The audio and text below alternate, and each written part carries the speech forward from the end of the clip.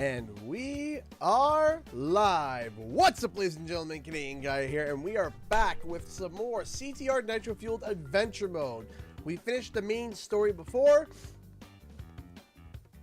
Now, we're going for the unlockables. Give me a minute to finish getting set up, and we shall begin. I hope everyone is having a great time. Also, shout out to all the moderators who are helping out tonight. As always, we appreciate all your help. It always makes the streams much better, so thank you so much.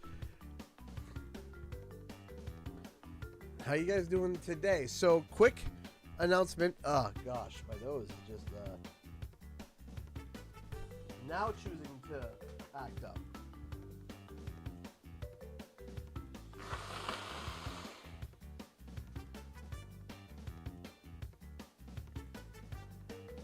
Anyway, so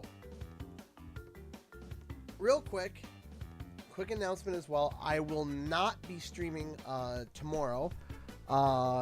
Tomorrow, my wife is going to be going out to having a little get together, and because of that, I gotta watch the kiddos, which means no stream. So.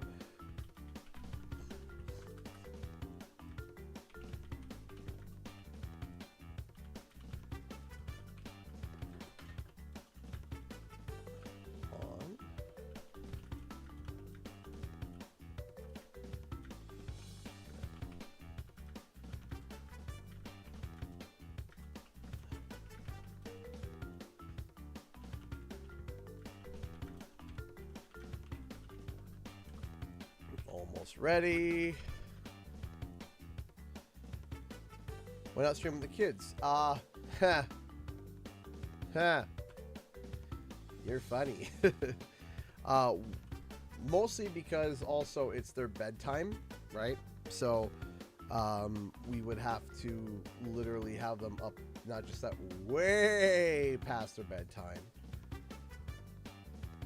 So it would not work on that end. Also, kids, 4 kids staying seated. Nay. I'm glad that you did, Dash, and there's more to come. There's more to come. Jeez.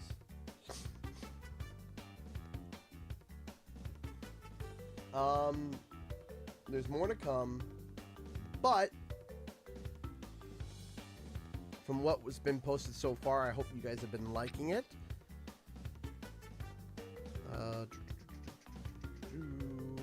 Almost ready.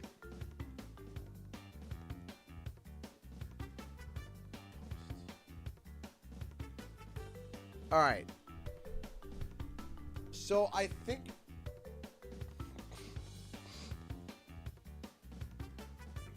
if all goes to plan, what I think my plan is going to be next is to straight up post the whole interview, which should be anywhere between 35 to 40 minutes long. And I think I'm going to post it as a premiere, which then, of course, will go full live afterwards. But I think I'll post it initially as a premiere sometime next week. Hey, Speed of Dragon, how's it going?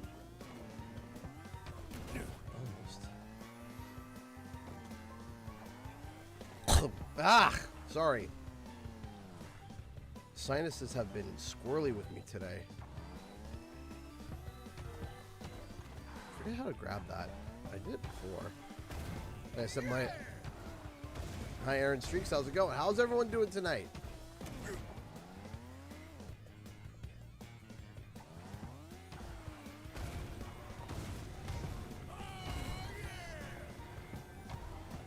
Define good news. Well, here's the thing, is that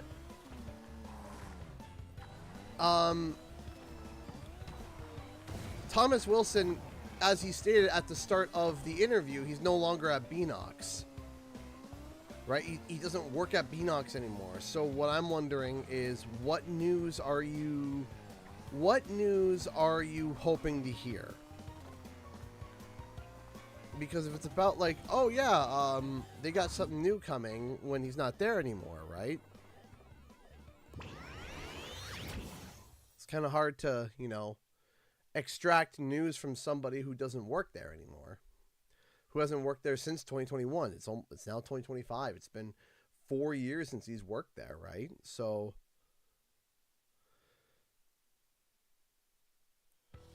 I hear this. Yeah, I can hear it too. It sucks.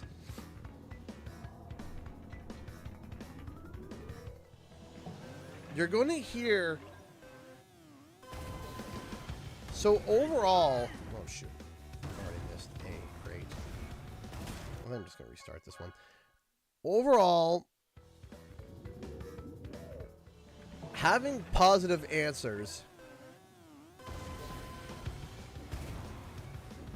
Jeez. Having you know, a positive answer on how everything's went.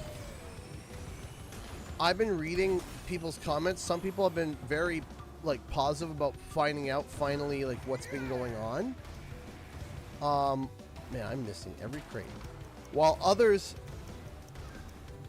have kind of seen it overall as just like bad news overall, which I get, I can understand, and I can sympathize with what some people are feeling.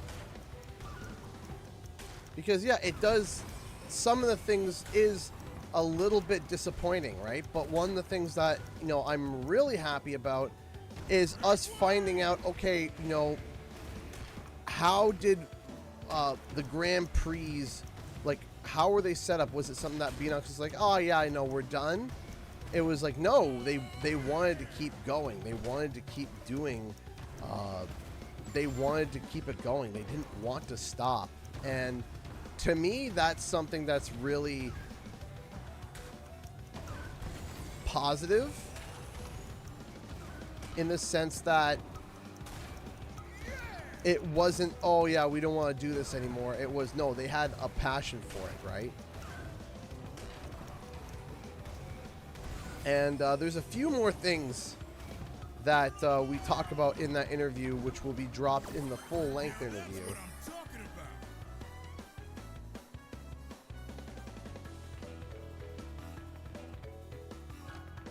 So, I'm going to be honest with you. I don't think there's going to be anything for a PC port. I don't think so.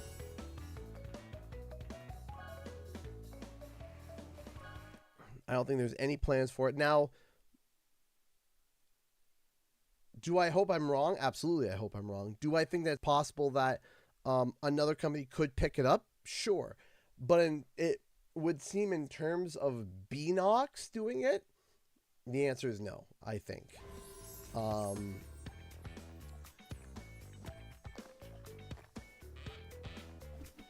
Now, I might be wrong, but that's me. That's my thoughts. I think overall, You burned a relic. there is a lot of answers that have not been asked yet that people have been asking in the conversation. Oh, did you ask about this? Did you ask about this? And I can give you a little bit of a tease as to what some of those are. Hey, Charles E has been a member for 49 months. A little off topic, but have you heard anything from Toys for Bob, as they've been in the dark for quite a while now? So, I want to word this carefully. Overall, have I heard from Toys for Bob? I will say yes. I have. And it's good news, not bad news, but it's nothing in terms of like a crazy update, but it is good news. So if you guys don't know, I was considering making a video about it. Xbox turned around and laid off a whole bunch of people, like 2,000 people overall. They shut down studios, they shut down projects, etc., etc.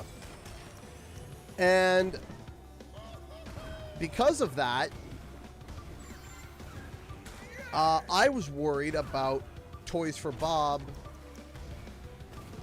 having funding canceled because they are currently partnered together under a project right now, which we all have come to the conclusion that it is Spyro. I was able to reach out, I believe, and the word that I got back was that Toys for Bob, I made a tweet about it, that Toys for Bob was not affected by these layoffs or anything of the means. So that is the official word that I got. When I reached out through via the same channels that I got my interview with Paul Yan with, the same channels I went through for that. And that was the word that I got, was that they were, at least at the moment, right? So I was happy to hear that. That's what I was happy about, that they were unaffected. And because they're unaffected, we can assume that the project that they're working with Xbox, presumptuously, is still a go. And everything is still clean and clear to go. Presumptuously, of course. Because otherwise, if there was something affected, it would have affected their stuff. So I think overall we are in the clear, but also, not only that, if you don't want to believe me for some reason, if you're like, no, CG, you're not telling the truth, for some strange, odd reason, we got another little piece of evidence which I wanted to show you guys real quick, which actually also adds more to the Spyro fire, because Charles E donated $1 through Streamlabs. Thank you so much. Even if it turns out that it's a new IP film, I'm intrigued to see what magic they come up with. Thank you so much, Charles E, for the $1. I appreciate that. Thank you, thank you, thank you. I wanted to show you guys something real quick and real fast, something that I thought was really cool. Hold on. So, not only that, but we're gonna go over here to ye old LinkedIn, our favorite social media site. If we go to the Toys for Bob LinkedIn site, we can actually see here that if we go to the jobs tab, which we love going to, that there is a new job 3 days ago that they are actively hiring for a UI artist. Now, apparently the job is only temporary, but let's dive in and read some of this because there is something very specific at the bottom that I think Spyro fans or most people are going to be excited by.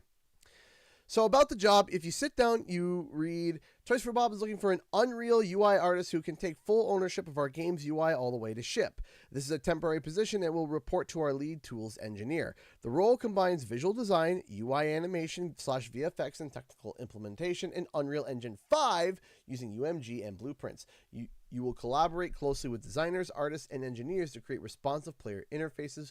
Priorities can change in a fast-paced development environment like ours, so this role includes but is not limited to the following. So here we go. Here are some of the things that, when it comes to the next project that they are working on, which again we assume to be Spyro, and of course if this job was dead, they wouldn't have a job listing up. Responsibilities: partner with the art director to produce UI assets that align the game's aesthetic style. Yep, that makes sense. You think that there's not a lot. Partner with the art director to produce UI assets that align with the game's aesthetic style. Work from existing UX designs to implement UMG widgets, HUD elements, menus, and in-world interface components. Create high-quality UI animations, transitions. So you basically go through, and there is not much here to say beyond this is a UI job, right? So far what we've got is Unreal Engine 5, and that this is a UI job. You could also say ensure the UI is performant, scalable, and visually polished across PC and console platforms.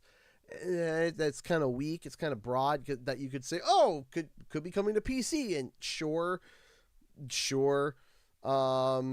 Then qualifications, 3 years of experience in game UI development with at least one ship game using Unreal Engine. That's fine. Comfortable building, testing, and maintaining reusable UI components and widget systems.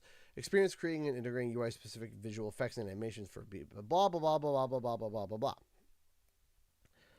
Again, all the things are just typical, almost copy and paste things until you get to the bottom. UI design experience for 3D free camera games with inventory and map systems.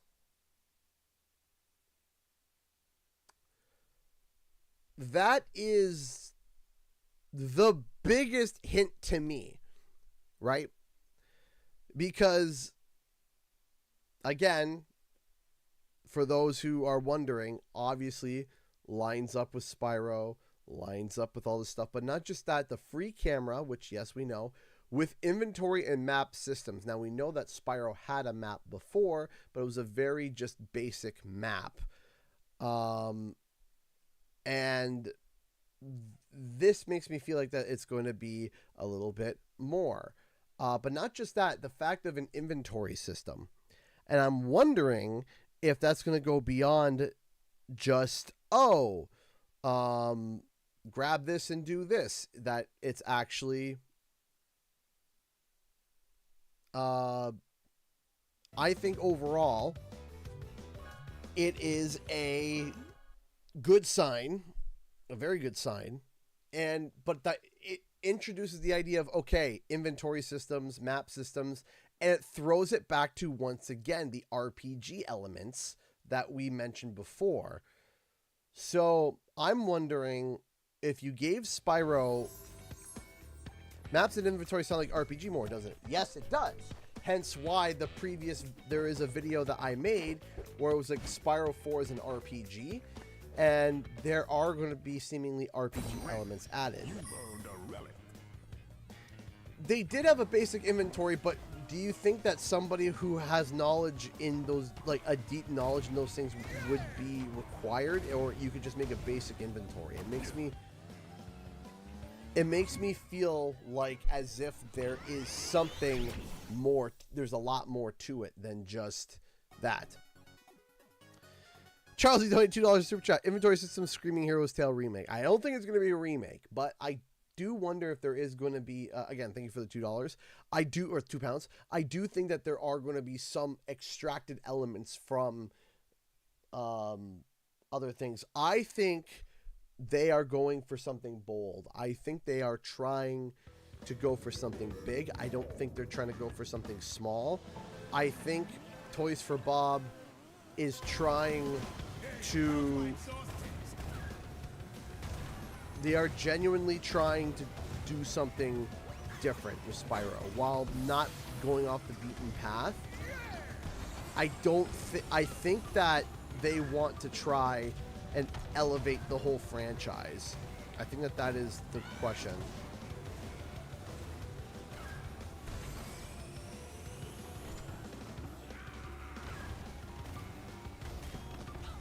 So when it came to the 10 million copies sold, I am curious, and I'm hoping it's not, that it was some fluff piece just to, be like, hey, we did it. There we go. Here's your thing. So I'm wondering, I'm hoping it wasn't just a fluff piece or just a thing of like, yeah, here's some cool information that, but that is partially part of the reason why I wanted to do this interview is that, okay, clearly people want, more CTR content. And so I'm hoping that maybe, just maybe, these interviews this interview that I did with Thomas Wilson, that it's going to create at least a discussion somewhere to help, man, Nitro Kart messed me up with which button to push. I'm hoping that it creates a discussion somewhere that makes people sit and think, or makes certain people in certain positions sit and think and be like, maybe we could do something with this. Right? That's what I'm hoping that these interviews accomplish, is that they accomplish something along the lines of dropping at least a thought in some executive's ear, or in some third-party developer's ear that thinks, hey, you know what, maybe we could do this for the suits in our fan base. Or at, pipe dream here, people that are currently working at Beanox turn around and say, you know what, let's go back and do this. We did this once, let's do it again, right? I would love, I think the best bet is going to be, out of all of this, is getting a sequel. Which I did talk to Thomas Wilson about in the interview. There's a bunch of questions, and there's also an answer. Oh, we got a donation for, whoa. Ha! Hotshot! Hotshot just donated $200.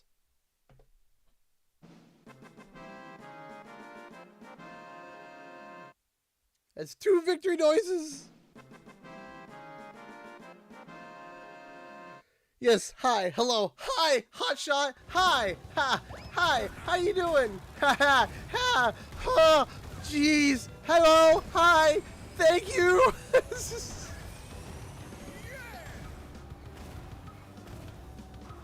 Wow.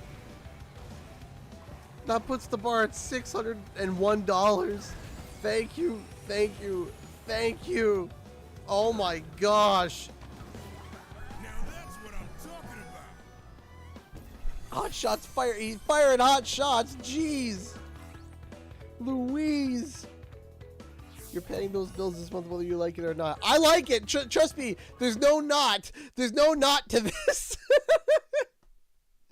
There's no not. I like it. Period. I like paying my bills. Paying my bills makes me feel happy inside. It makes me feel safe and stable. Thank you so much. We're at the goal is 1,500. The goal is we're currently at 601. If you want to donate, there's a link in the description below. If you want to contribute, thank you so much. I appreciate that. Thank you, thank you, thank you so much. Hey Jay, how's it going? Ew, paying bills.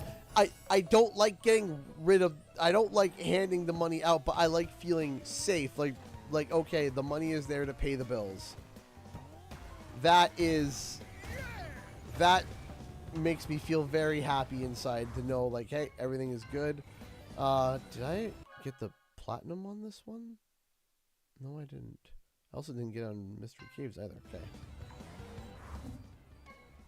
Thank you. Genuinely, thank you, thank you. Thank you so much. I really appreciate that. You are awesome. You are amazing. Thank you, Hotshot. Thank you so much. Whew.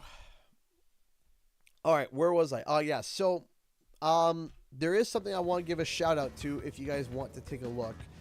There is a game that Thomas is currently working on. It is out right now on Steam, and it will eventually come to Nintendo Switch, followed by the other main consoles later, I believe later in the year. But if you guys want to check it out, it's called Heroes of Mount Dragon. It's a game that he is currently working on. I went, I put my money where my mouth is. I went and I bought it. It was only like $20 on Steam. It's not, it's not that much. It's a couch co-op beat 'em up. I think there's a single player mode too. It's over on Steam. Even if you don't want to get it, wishlist it or like it or whatever, just to help out Thomas. Because he's got a new game out and it looks like it's a lot of fun. I haven't played it yet, but I have purchased it. again, called Heroes of Mount Dragon.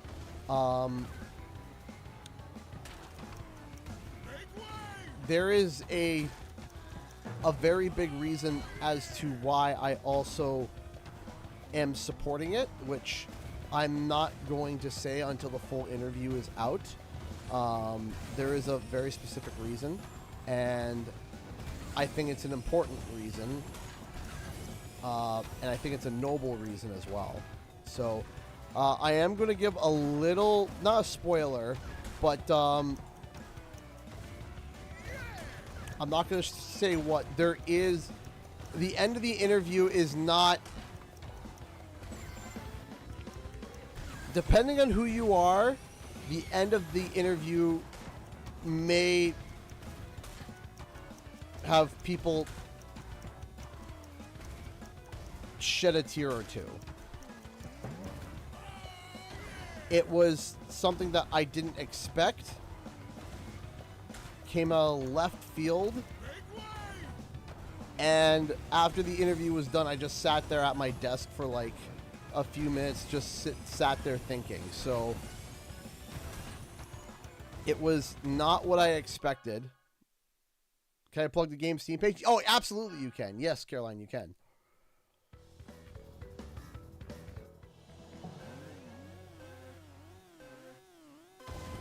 I did not forget to reset it. It's because I'm going to be streaming an extra day this month, and we didn't land it last month. I figured that we would just let it go for one more day, and then on the next stream we would reset it.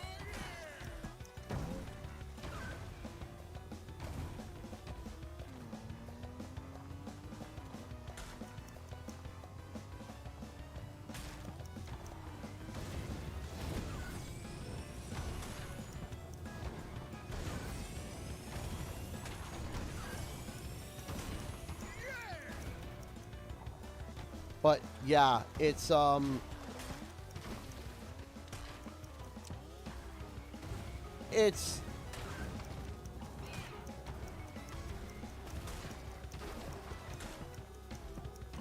really the end of the interview. I was just like, oh my. So also, too, I want you guys to know something, too. As I do with all my people that I interview, I send the interview to them before it goes live so that they can approve it. So everything that you are seeing, there's nothing that's been oddly edited and the interviewee doesn't know it or edited out of context. Before anything goes live, my review recipients gets to see the clips and all the stuff before, and they get to manually approve it. And if they like or dislike something, I do change it if that ever happens. Has it happened before? It's happened. Oh shoot. Looking back, it's happened. I think once or twice where little adjustments were made, but nothing too major.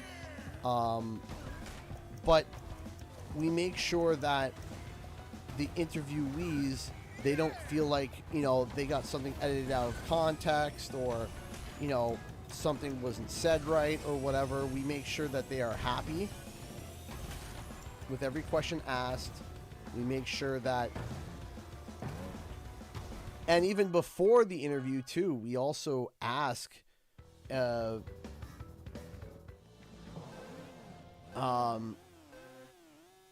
I send all the interview questions beforehand to them so that they know what is going to be asked. And also, too, I don't add any more questions unless they mention something that would be like, oh, that's interesting. Could you expand on that, right? And I also give them the option to, no, I don't want to expand on it. No problem.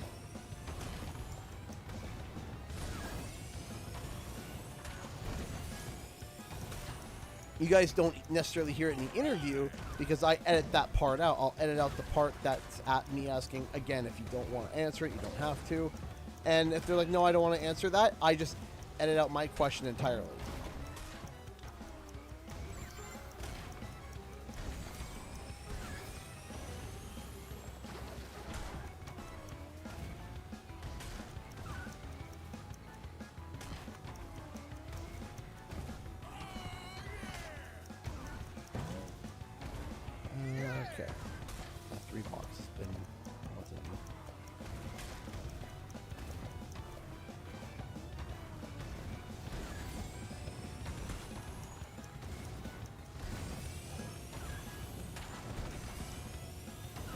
Oh, no.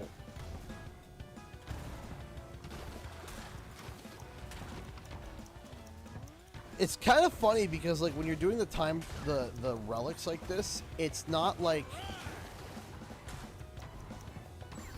It is about speed, but also, like, not.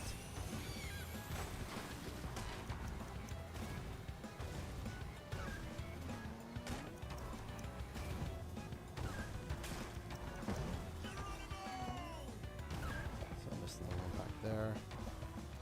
I know there's a one here. I know there's a one to my left.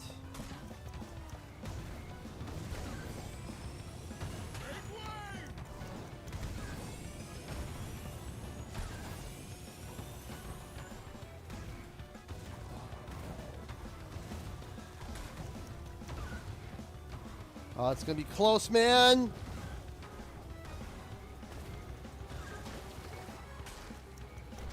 Boom! We got it. I saw a glimpse of it being knocked straight down. Yeah, I know. I gotta go back and do that.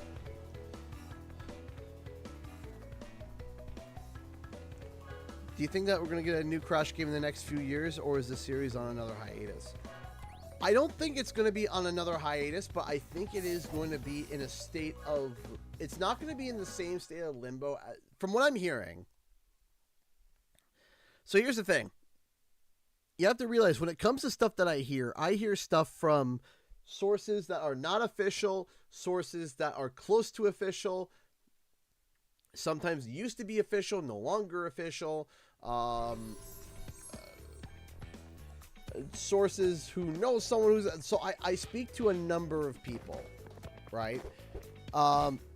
Yes, there's BX Crate on all of them. So there is a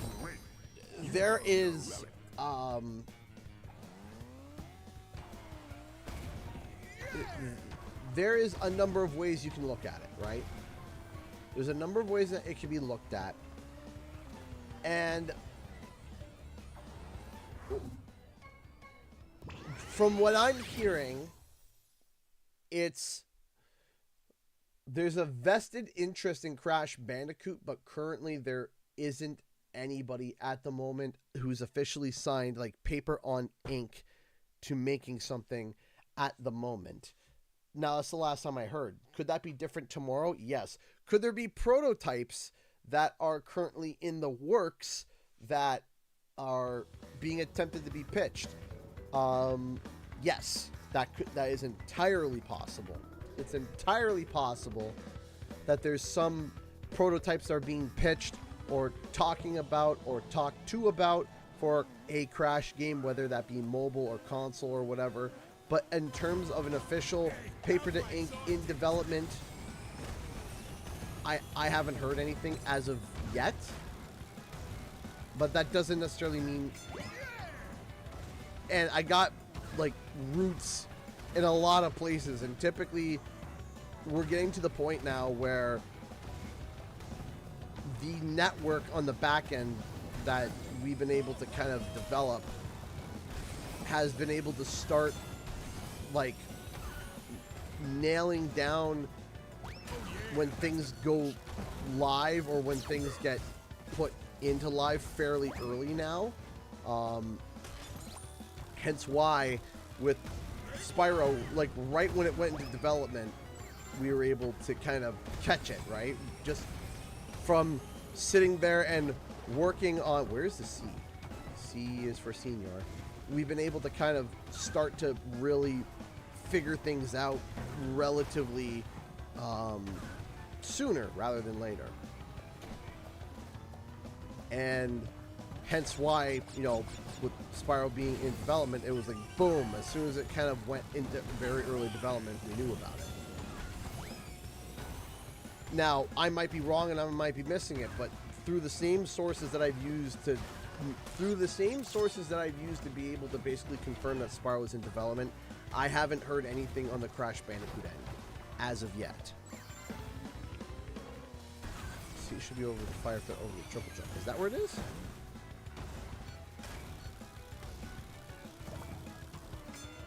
Now, again, I'm not sitting here and saying I know for a fact nothing's in development.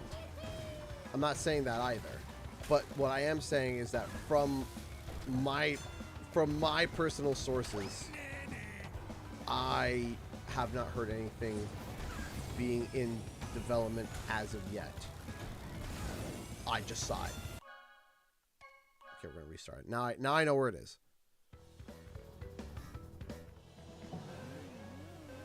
Both, Sponge. Both. You're sure taking your sweet Both. time. I did do one recently. I do want to get back to it. I have a script started that's labeled as playing Mario Kart World as a CTR player. Oh yeah, that's the. And I know that's going to get people riled up and upset. I know it's going to. But I do got things I want to say. I got things that I want to say. I got things that I want to, both positive and negative. It's not just going to be a big ol', oh, I hate this game. Here's all the reasons why I hate it. No, it's not going to be that. But it is going to be a, hey, this is what they're doing that's really good, that I would love to see CTR use in the future. This is also something that they're doing that I'm questioning why.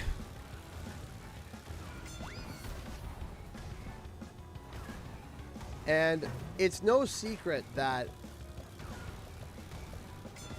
I do think that CTR Nitro Fueled is my favorite kart racer of all time. It's no secret, right? And has Mario Kart changed that? No.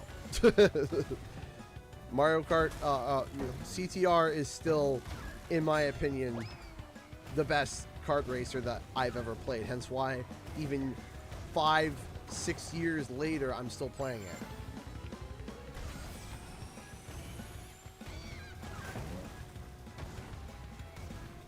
I do think there is a space for a Crash Bandicoot mobile game if it has a single player element.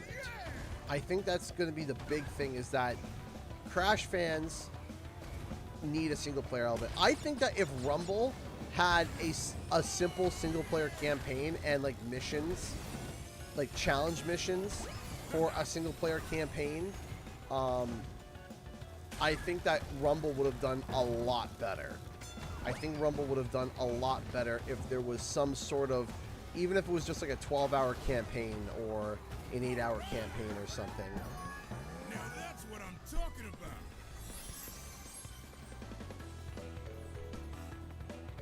I think that Rumble would have done a lot better. I think that that should have been something that was implemented, where even if it was a story where it was like, okay, you gotta cash in, you gotta cash in 2,000 Wumpa, but you're facing, instead of 5 other regular characters, you're facing 10 mini Crash Bandicoots. You know what I mean?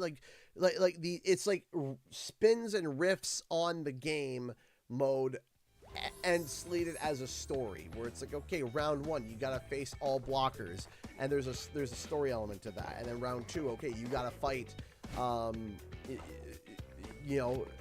Cortex hit a cloning machine, and now it's 5 Cortexes. Now you got to win a match of Rumble with 5 Cortexes, and you know what I mean? Just kind of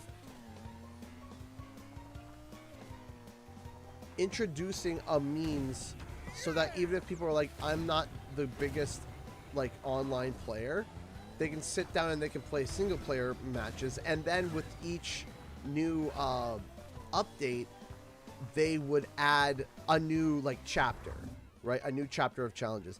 Pop Punk Nerd donated $5 to Super Chat. Tony Hawk 3+4 being a code in box for Switch 2. Do you think future Crash and Spiral games will be full game boxes, game key cards, or code in boxes? Thank you so much for the $5.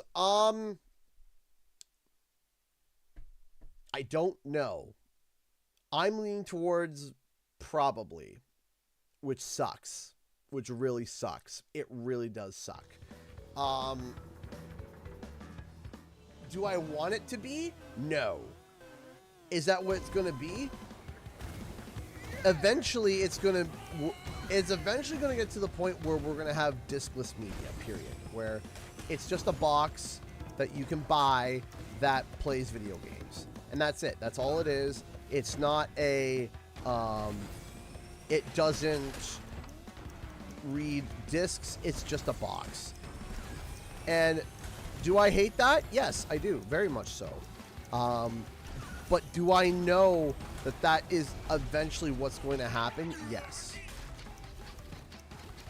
And the reason why is because they make more money per sale. They make more money per sale. They charge the same amount and they make more money per sale. And that's it, right? They also make returns nigh impossible, right? Where it's, if you want to return a digital game, unless it's through via Steam, right? And you only get to play for half an hour, you know, that's that, right? So it sucks, and I don't see how else it's not going to go that way. So will that happen with Crash and Spyro when it comes to Switch? I'm hoping that maybe, and wishful thinking here, that mayhaps for Spyro 4 they would try to make it all like physical, but after Spyro 4 I got a feeling that that's going to be the end of it. Now that's what I'm talking about. Unfortunately, I don't agree with it. I don't like it. Yeah, Moostra, I can tell you exactly. I can. That was weird. Sure, Moostra, I can. You know what? If you want, I can also make a video explaining and talking about it. So, Moostra, I will say that I did get official word that Toys for Bob was unaffected by the layoffs and the project shutdowns from Xbox. So,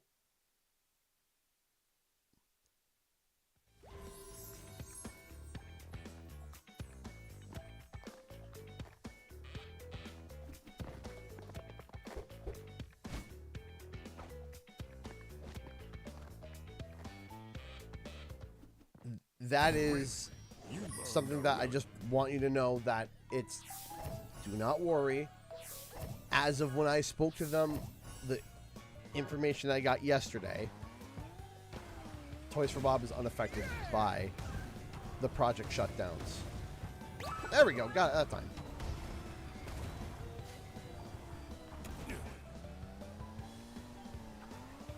Have we gotten the Master Wheels yet? No, I was on my way to, and then I was on my way to getting the Master Wheels, and then when I transferred my saves over, it all went squirrely. So yeah, no problem, Moose Jaw. I can understand the feeling of like, huh? I get it, and that's what I was told. That Toys for Bob is clear from those awful, terrible, no good layoffs and project shutdowns. Because again, a lot of people were commenting. They were like, "Oh, well, they're independent. Of course they're okay." I'm like, "No, you don't get it." I'm like, "No, you don't get it," because there are many third parties that have actually got their project shut down, which are in the same position as Toys for Bob. Right? Alright, so looking at the time and what I got before, this is a definitive, you have to get every box. Like, no ifs, ands, or buts. This is a, every box has to be gotten. No question about it, because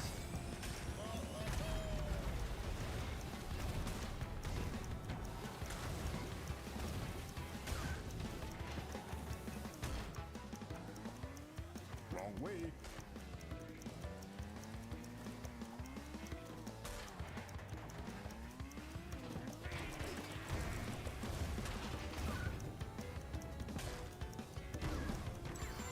Been a hot minute since I've done the relics.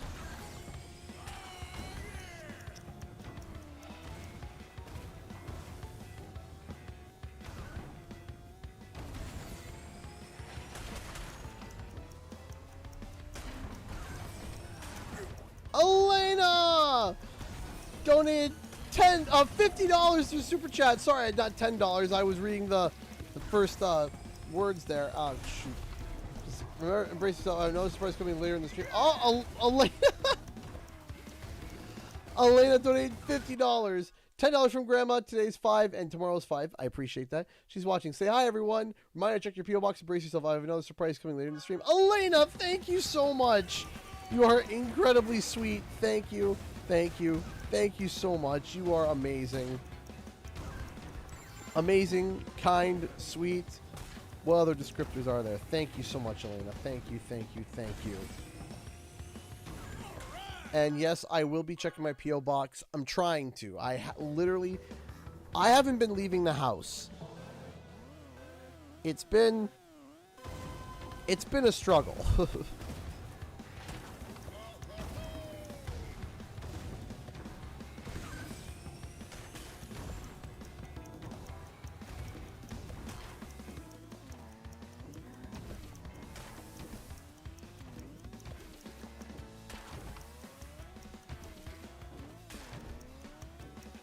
And then this zigzagging, McBagging, I don't know.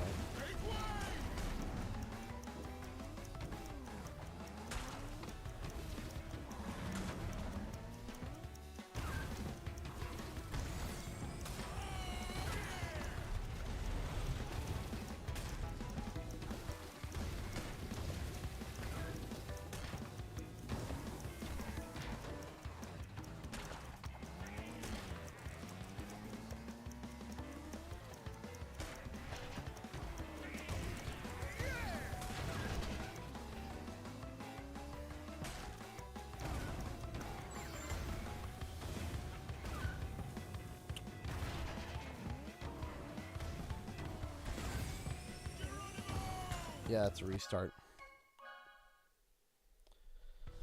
What do you think about Greg Mails leaving Rare? Apparently he was against revisiting old Rare titles, and Eddie Robinson earlier reported new leadership from Rare could leave. So no. So there is a mix-up there.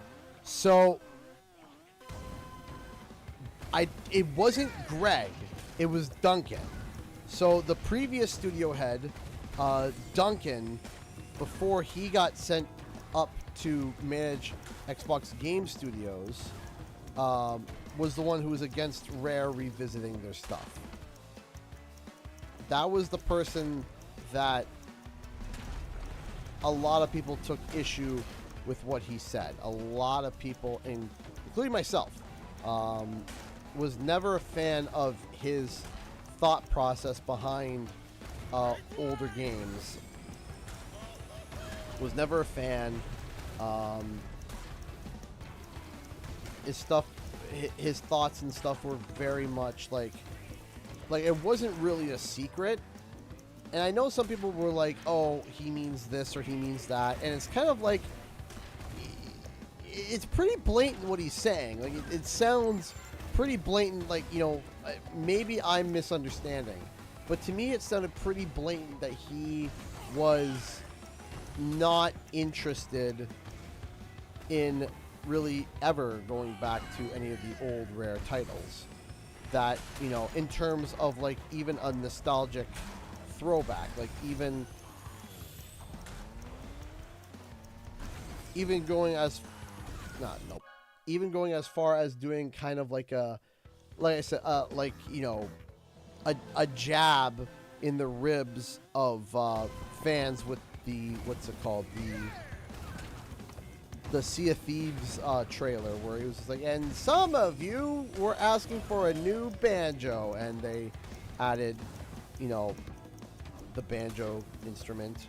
And everyone was like, are you kidding me? And definitely made a lot of people upset.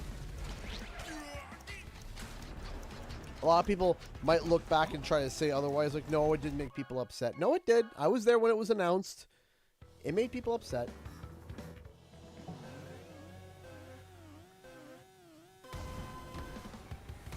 But now, Rare just lost Everwild, which... So, here... So, okay. I want to pause this for a second, because I want to sit here and I genuinely want to talk about this for a second.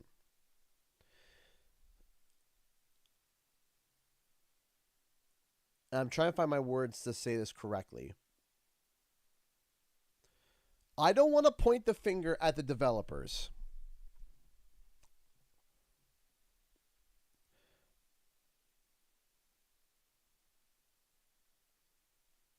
And I don't want to point my finger at the developers, but I want to ask a question. When do you pull the plug on a project that clearly is not working? We're entering harsh economical times. I don't care what country you're in or where you are. We are entering harsh economical times. When do you pull the plug on a project that just isn't working? How long do you continue to work on a project before you say, you know what? This isn't working. And here is why I asked this question.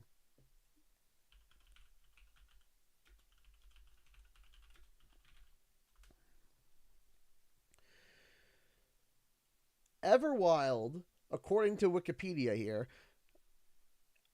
started around 2014. Okay? 2014, this game started development. Let me repeat that. 2014. That was 11 years ago. 11 years ago, it started development. Okay? Now, you can sit there and say, CG, it was experimental prototyping. They were just fiddling with little things for years. Da, da, da, da, da, da. Okay, sure. Okay, fine. Well, I'll give you that. When was Everwild announced? Ebert?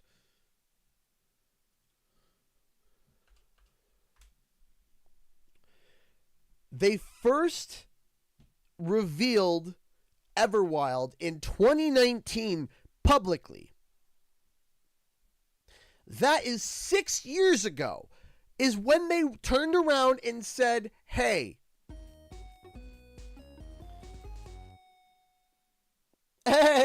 Falcon, donate $30 through Streamlabs. Thank you so much. You're awesome. What you do is important. Keep going. I will. Thank you. Thank you so much. That is amazing. Thank you. Thank you. Thank you. Where was I? Okay. So they announced the game publicly. So it started development in 2014. Okay. 5 years later, they announced it to the public. Okay. Cool. Watch this.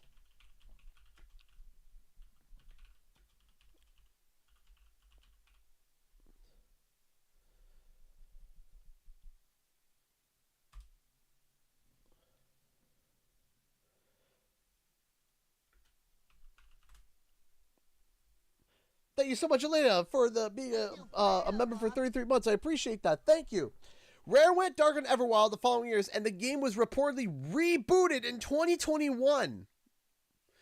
VGC reported at the time that Rare had undertaken a complete overhaul of the game's design and direction, following the departure of its previous creative director, Simon Woodroff. Okay, so here we go. Let's follow this timeline here. We got 2014, it started development. It was announced publicly in 2019, and then it was rebooted in 2021. And it is 2025, and we still haven't, it still hasn't released. So, let me pitch the hypothetical question to you guys. How long does a game have to be in development for before anybody, not just Microsoft, not just the heads of, before someone turns and says, you know what? Enough is enough. This isn't working. I'm not defending Microsoft here. I'm not defending Microsoft at all on their decisions. In fact, but there's a point. There's a point where you are in this constant developmental, best other way to describe it is hell, that is just repeated over and over and over again, to the point where it's like, okay, how much money, how much time, how much effort are we going to throw at this project, and it's just not working. There have been games and sequels created and released not once, but twice over between the times that they started development. Trilogies have come out. If you really want to get deep and gritty about it,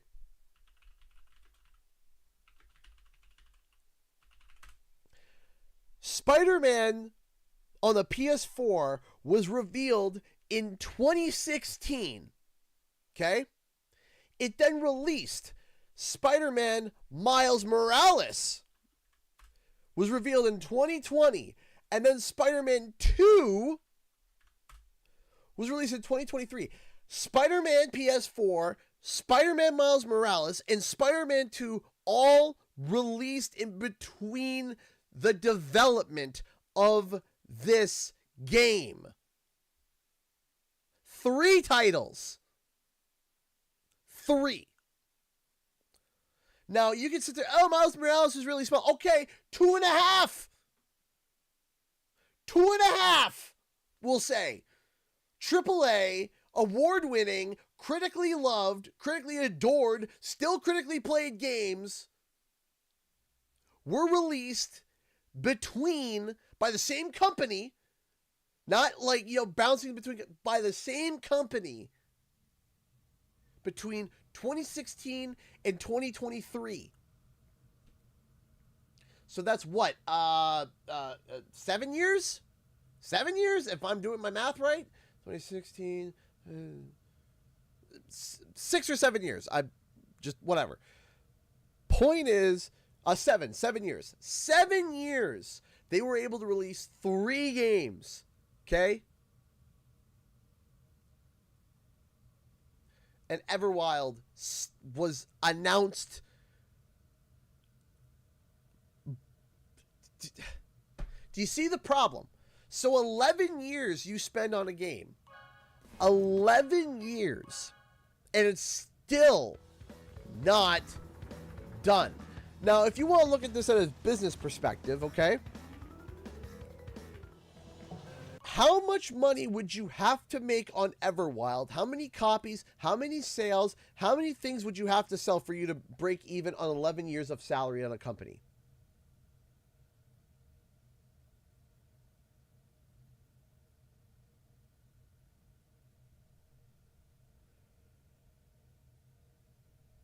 How long, how many copies, how many units would you have to sell for Everwild to turn a profit after 11 years of development?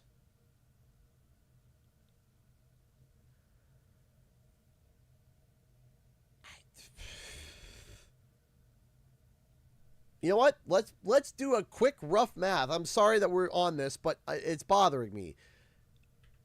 Average game dev salary. And this is gonna, salary in the UK. Okay? In the UK. Okay, 27,000 for entry level positions and over 75,000 for senior or lead roles. Okay, expect to earn 26. So let's say that 30,000, and that's in pounds. Okay?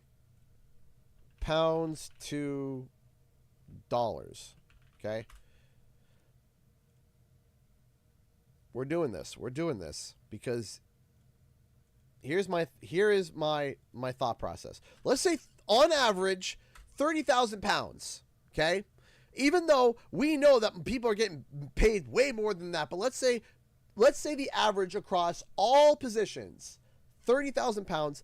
That is 40,000. So let's say $41,000 a year. Okay, let's round it up to $41,000 a year on average for the salary. Okay, how many people work at Rare? Okay. Rare have more than 200 employees. They have according to a LinkedIn page, they have 308 currently. They have 2 studios. One in how many employees does Rare have? Okay, according to them, it's 200. Okay, so let's lowball it and say 200 employees, right? Okay, so let's do rough math here. Let's say they have 200 employees times 41,000 equals $8,200,000, okay? For 1 year of development.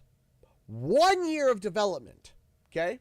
Now, let's split this in half. Let's say not everybody has worked on this game. Not everyone at Rare worked on this game. Some worked on Sea of Thieves. Some worked on a little bit. So let's cut it in half. Let's do another average low round down. Let's cut it in half. Let's say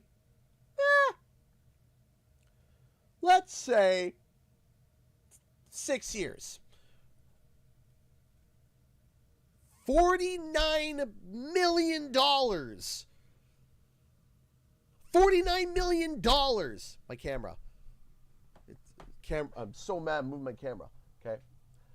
49 million. So $50 million. For what? Nothing. Nothing. No game. That's not including the Xbox marketing. That's not including all the other things. That it's $50 million. And that's lowballing. That is a lowball. That's a lowball number. $50 million. And what do you get out of it? Nothing. So let's do this again. How many copies would Xbox need to sell for them to break even? Well, we know that according to the old data, that if they did things by physical, that the original devs make about, I think it's $27 per copy, okay? So,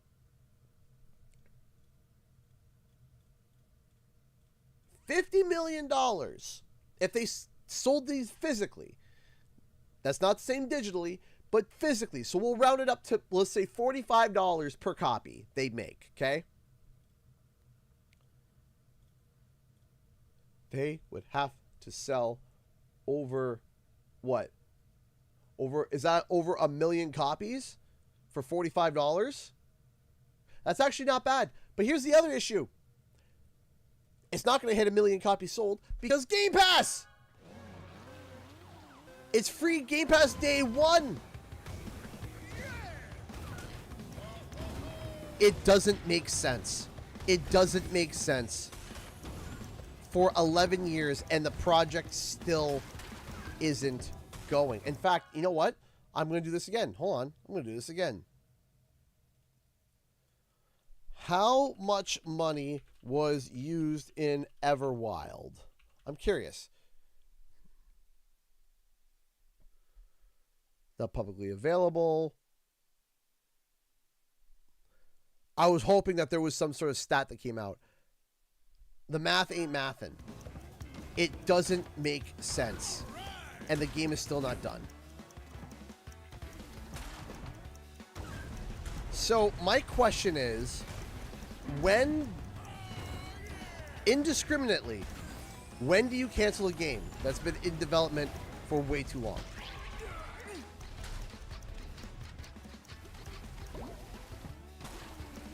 What, like, what? Wrong way.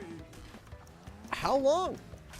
How long do you have a game in development where it's not working?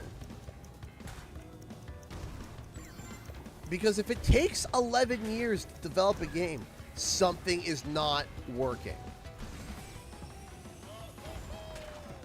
Something is not working. And, you know, people can sit there and say, oh, well, you know, you've never developed a game. You don't know. I don't need to know. I can look at what other AAA size studio games are doing. I can look at them and say, hey, they're able to do this. What's going on this end? Now, do I blame the like devs working on it? No, I don't. I blame leadership. 9 times out of 10, when it comes to something like that, it's because leadership can't get their act together. Amir donated $2.50 through Super Chat. Thank you so much. The math ain't mathing indeed. It's not mathing. The math doesn't math. It ain't mathing. It doesn't make sense. Why are we doing this?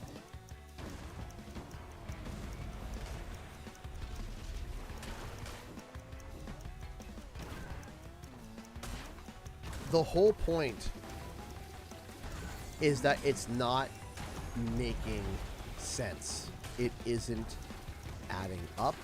And also, too, like some people pointed out, this game was announced a year after the PS4 came out.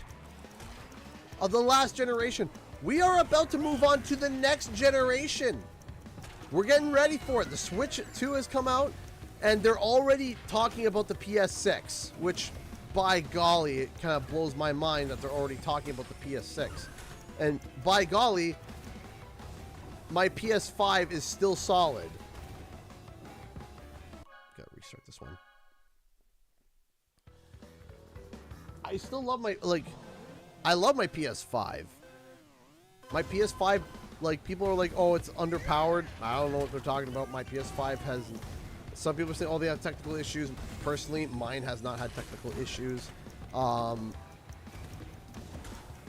actually had more issues with my Series X than I have with my PlayStation. I had a Series X blow on me, and I had to go get a new one. Meanwhile, my day one, and it's a day one PS5 too. Like, it's still going. It hasn't, like, stopped. It's still going strong.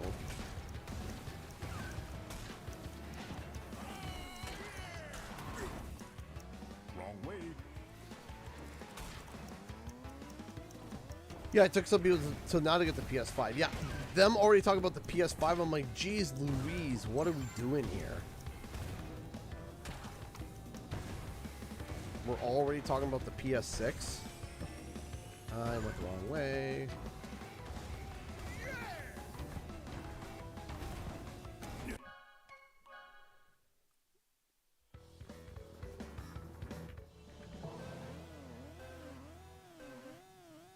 We're probably going to get a preview of the PS6 probably potentially this year.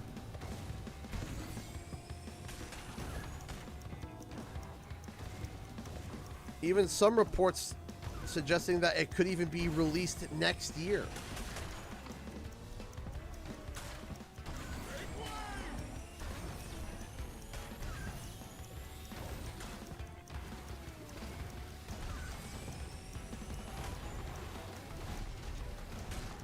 Which to me is like, geez Louise, man.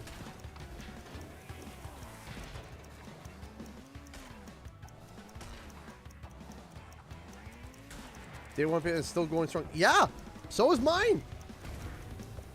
Mine is still going strong too. It's great. I love it. No issues, no problems. I wish the hard drive was bigger. That's something that I'm constantly dealing with, and I'm still frustrated by it.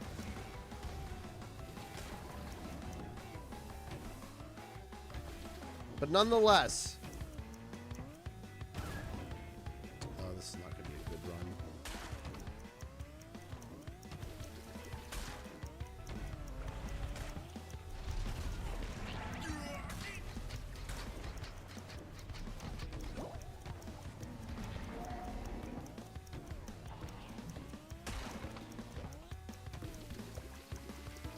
Oh no, this run's already dead, actually.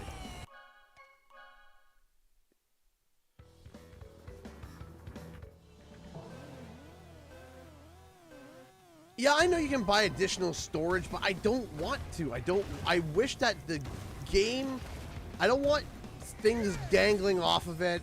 And also you gotta have the SSD and you gotta have things no.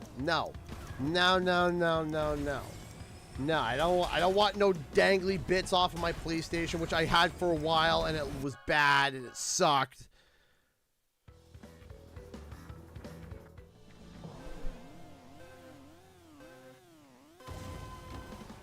Oh yeah, no, it'll be fully compatible, 100%.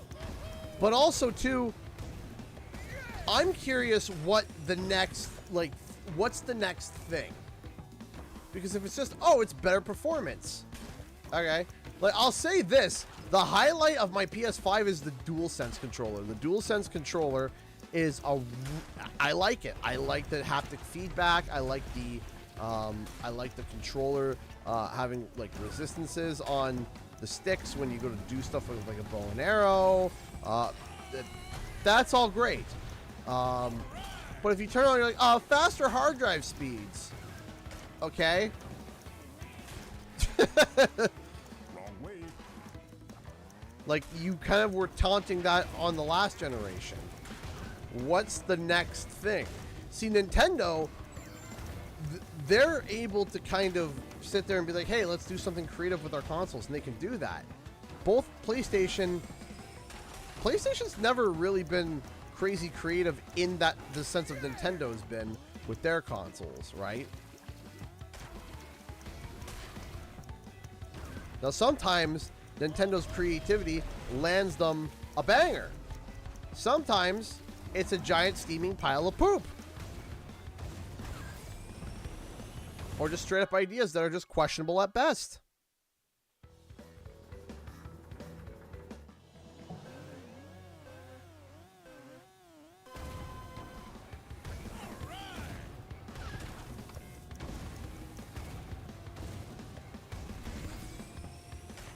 Ah, you know what? We're gonna leave this one. We're gonna go to the next one because we keep running around in circles. Let's go with the next thing. Like the Wii. The Wii. They landed great on the Wii. You know what they landed bad on? The Wii U.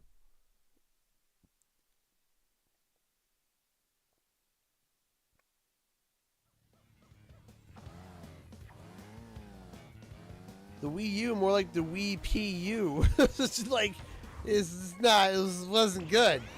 It was not good.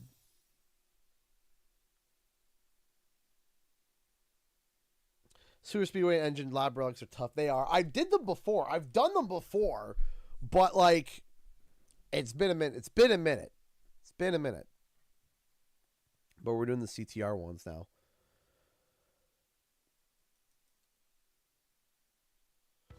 Right? Wii U, fail. GameCube, though I love the GameCube, it's mostly considered as a commercial failure, which, you know, I have to take the nostalgia glasses off because I love my GameCube. I still have my GameCube, in fact. I still have it. It's in a box back here. It's a box in a box.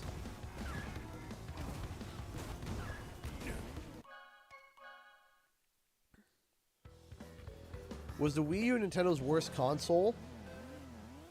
No, I thought, wasn't it like technically the Virtual Boy? I can't remember which one's considered as like the de facto worst console for Nintendo. But Wii U is definitely up there. Hey, how's my exhaust tips?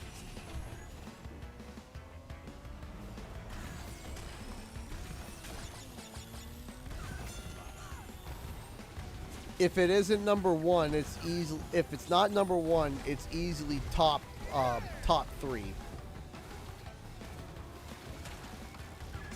Yeah, I thought the Virtual Boy was the worst. I thought.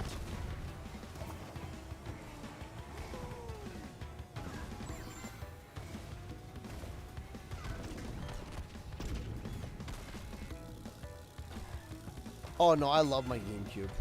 I loved it. Oh yeah, that's the crunch. The fact that it was slept on was quite quite unfortunate.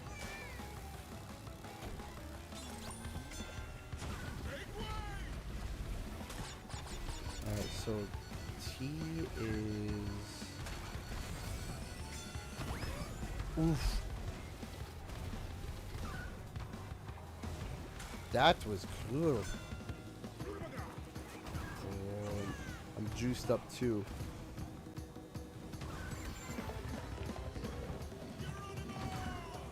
I might be going too fast. I got it!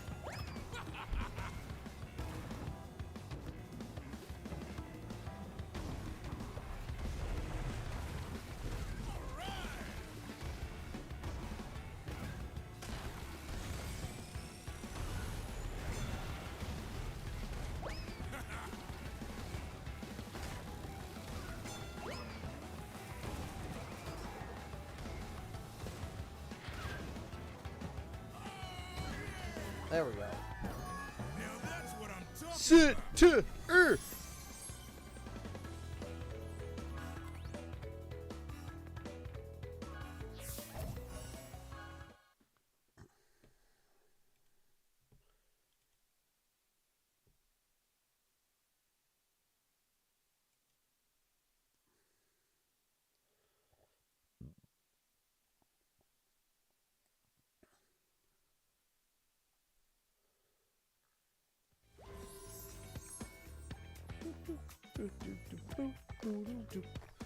All right.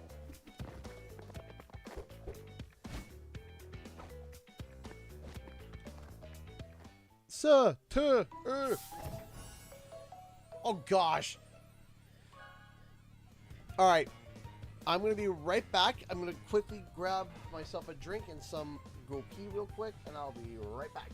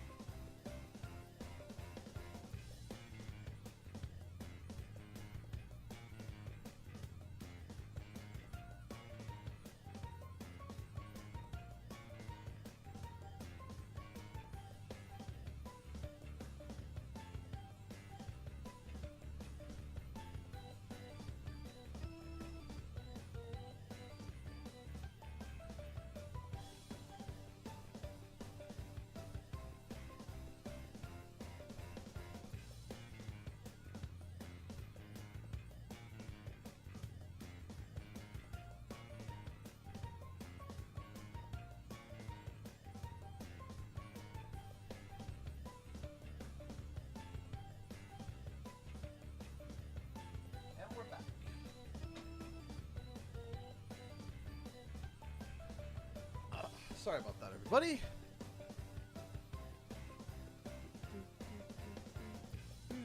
All right, here we go.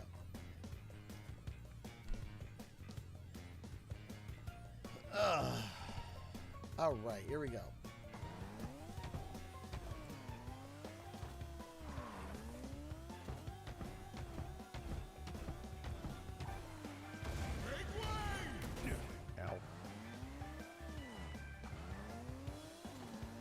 Welcome back. Thank you.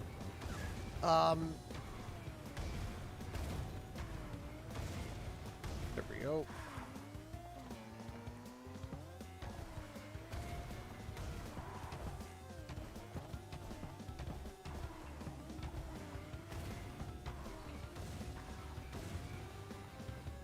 Cocoa Park. Let's go with the Relic race first.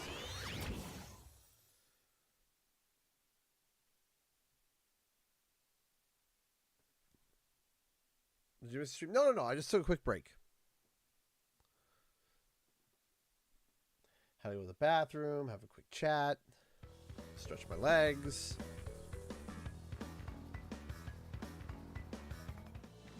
Yeah, stretch the limbs.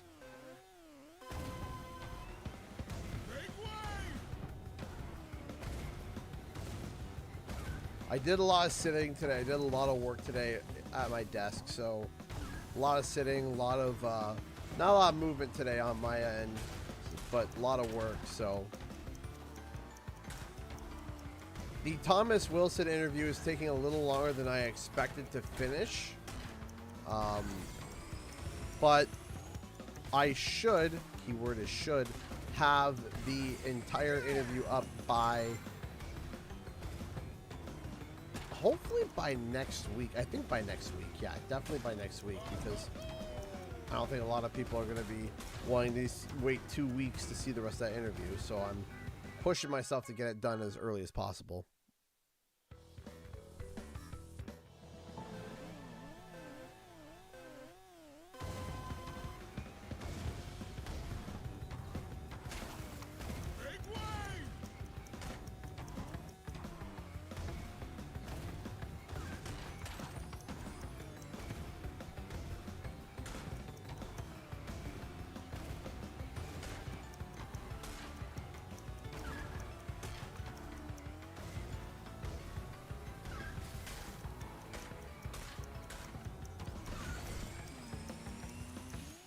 Ah, messed that up.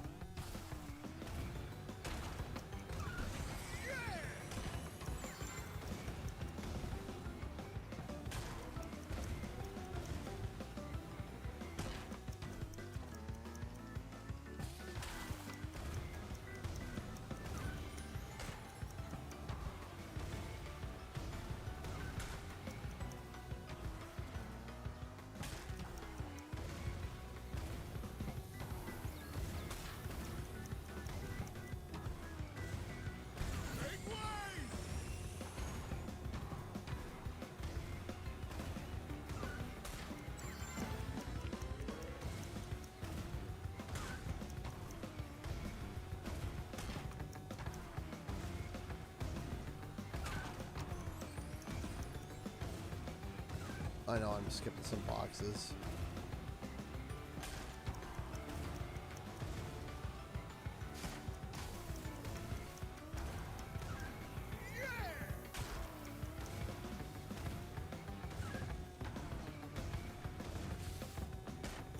Got one.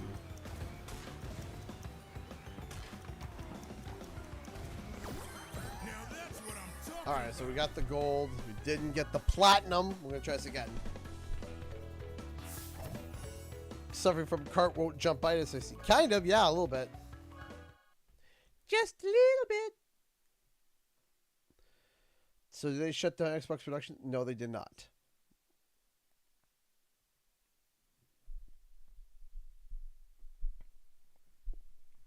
There's a whole bunch of stuff that did get shut down, yes, but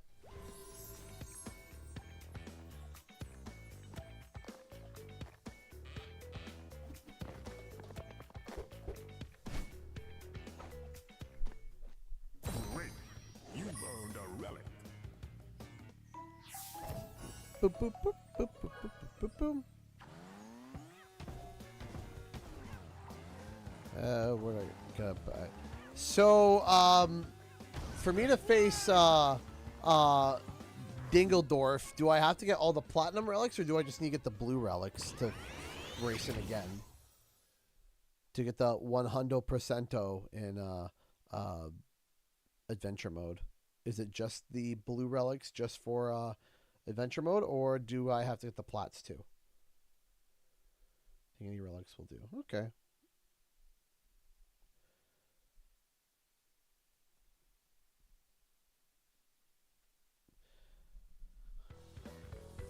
Blue fire. Okay, then maybe we'll just, so we can kind of like get things. Hey, how's my exhaust taste? Okay, I just clocked the C.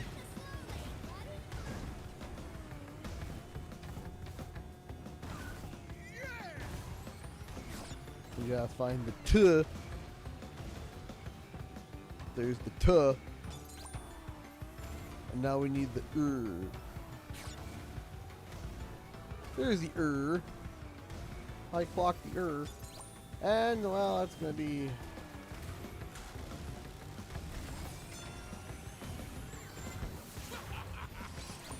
Here's for Cookie.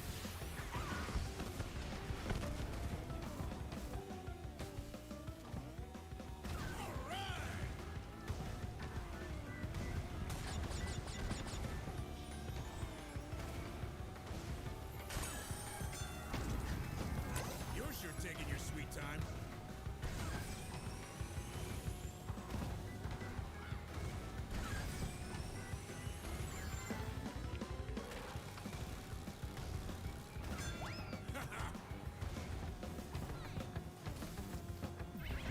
Ow. I got hit with a clock.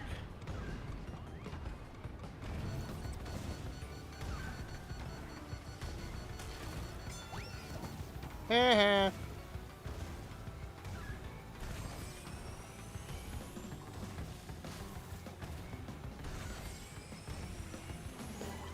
Now that's what I'm talking about.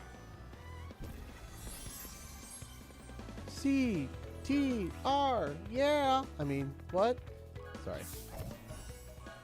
I'm gonna switch over my character too. See if I can maybe.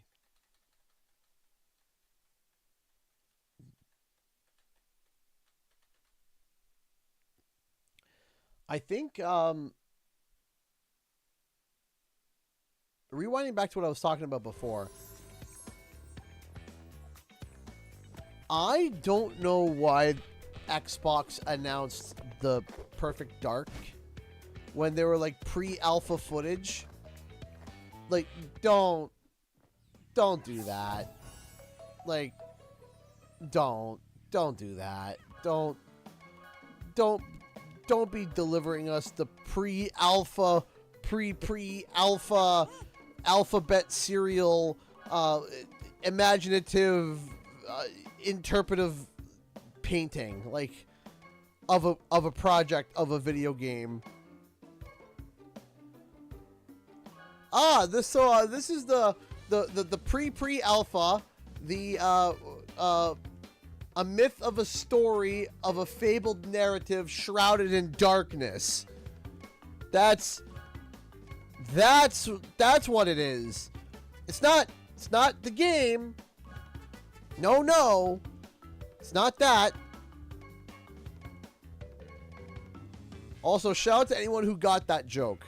If you got the joke that I just said, you need to go outside, 1, and 2, you're awesome.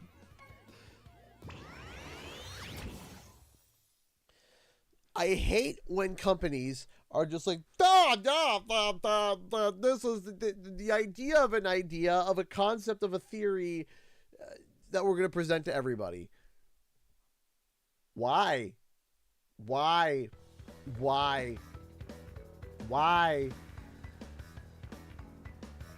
Please explain to me why you think this is a bueno plan. I'll tell you what, it's a not bueno plan. It's a dumb plan. It is, in fact, very stupid.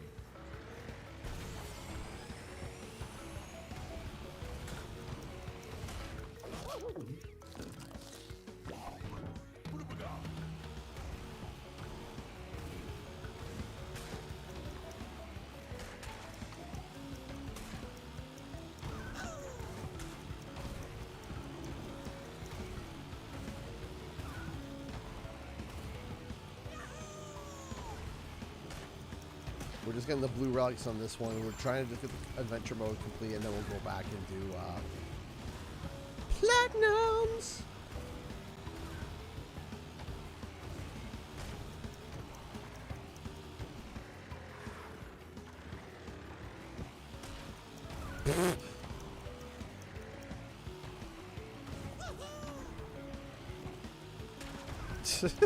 I'm just gonna preemptively restart.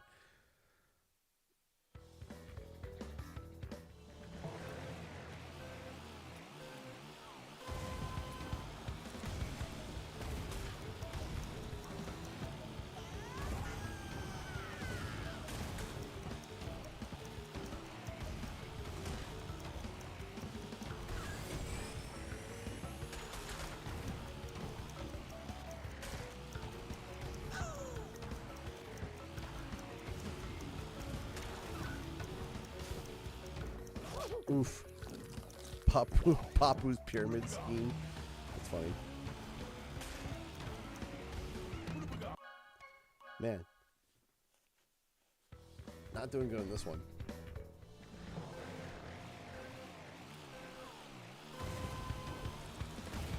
From the place where shadows lie, from the corner of your eye, you can sense the presence out of nowhere. Sorry. Remember that reference I said earlier? I said if you know that reference, you need to go outside. Yeah, that's from that.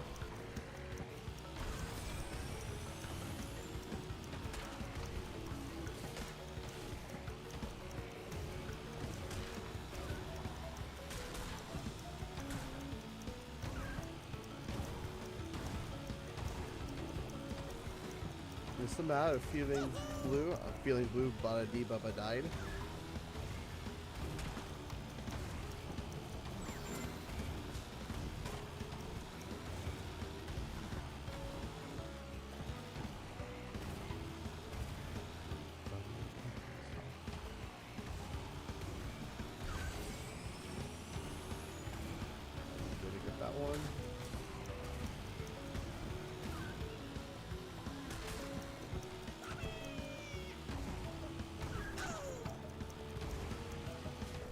Dog.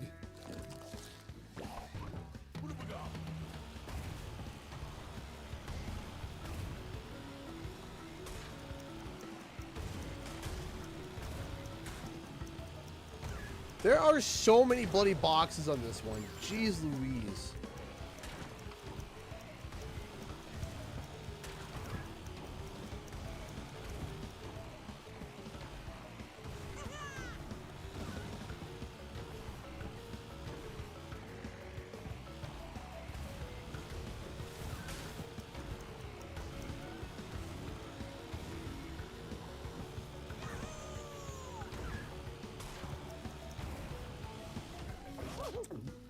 I'll make it, but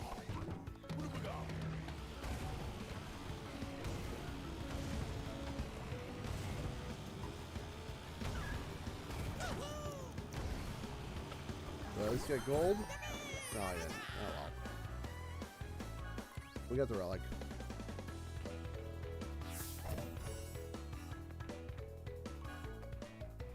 Take care, Hernandez. It will eventually come. Eventually. Hey, Delisaurus, how's it going?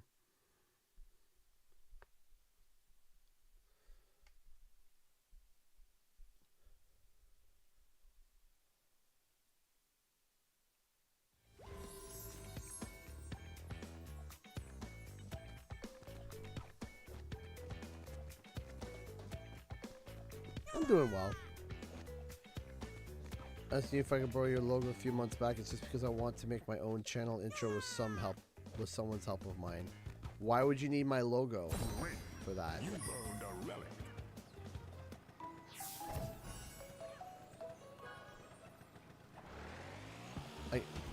why would you need my logo for you to make an intro? Right? Like, see how that kind of doesn't really check out?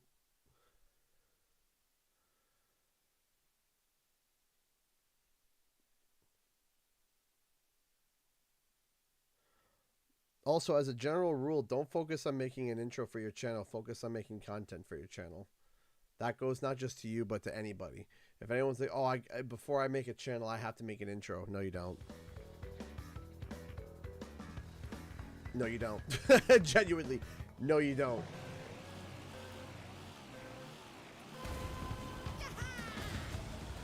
You don't need an intro. If that's what's holding you up from making content, is I don't have an intro. Plus, intros are kind of like a way of the past now. Like, you don't see a lot of people have intros in their videos anymore.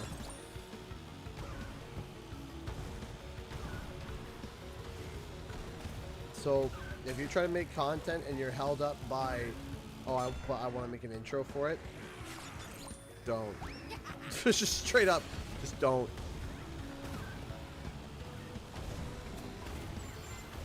I hear it a lot. I hear it a lot from people that are either wanting to be YouTubers or I've just started doing YouTubing, but it's always been, yeah, I want to do this, but, and it's something like I don't have an intro, or, oh, I don't, you know, I need a better editing rig, or, oh, I need, and I'll be real with you. There are people that are doing YouTube full time on using like free to use CapCut on their phone, not even paying money for it, right? Or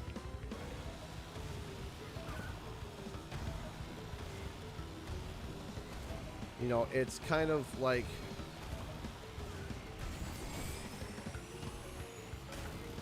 it's kind of just like, hey, when it comes to creating content, remove all barriers that is stopping you from making that content. Oh, I need an intro. No, you don't. I need a microphone. I need a better microphone. If you listen, if you have a cell phone, even the most basic of cell phones, if you have a cell phone, you can be a YouTuber. If you have a computer, you can be a YouTuber. If you don't have a cell phone or a computer, I don't know how you're watching this. TV, I guess. If you only have a smart TV and you don't have a smartphone and you don't have a computer, fine. I'll give that to you. But if you have a smartphone and you have a computer, you can start. Now here's the thing.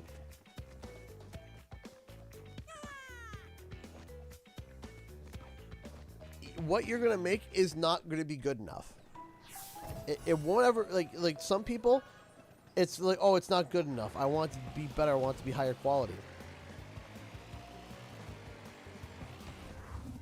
The problem with a lot of people is when it comes to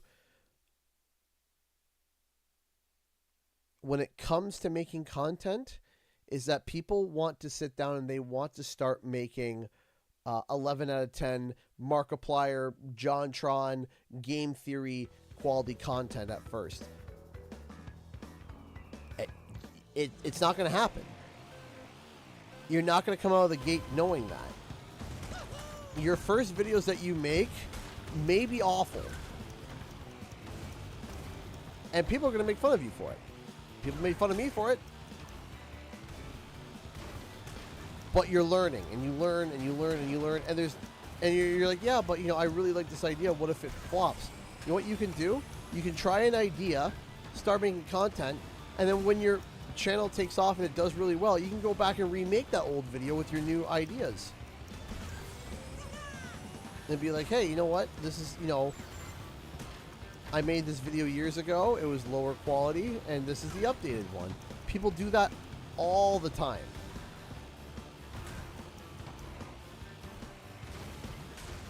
People do that all the time. They're like, hey, I made a video like this 2 years ago, but this is the updated version, or this is the better version, or whatever. Don't let...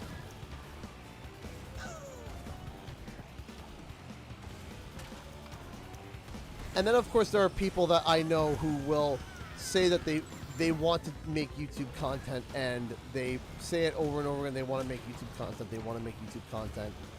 They say it over and over and over and over again, but there's 8,000 excuses as to why they can't do it. Then it gets to the point of you like the idea of doing it, but you don't seemingly want to like commit to it, because it isn't easy. It is not easy to do it full time or even part time. It's not easy.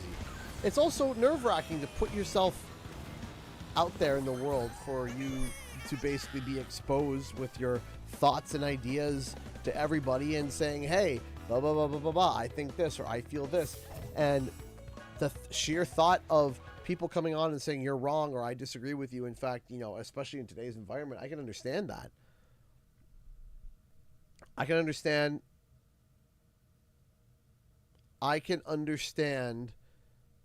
where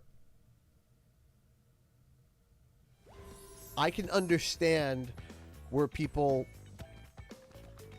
struggle. I get it. But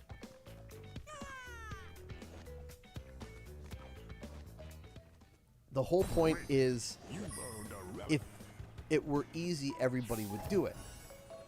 And a lot of people try. But it's not easy. It isn't easy to do it full time as a consistent thing.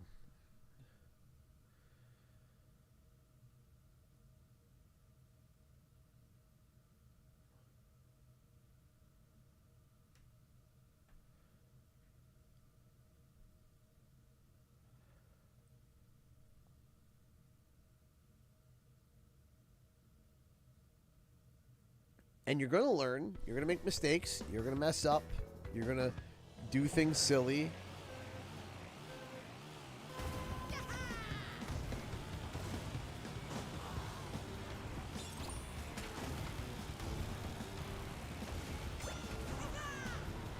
Oh yeah, no, I'm boiling it down to what they essentially mean.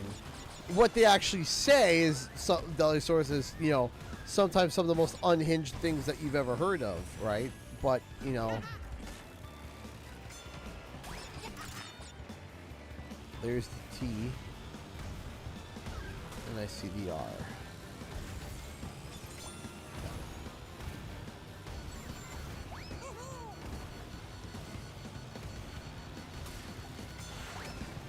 Cool. That was close.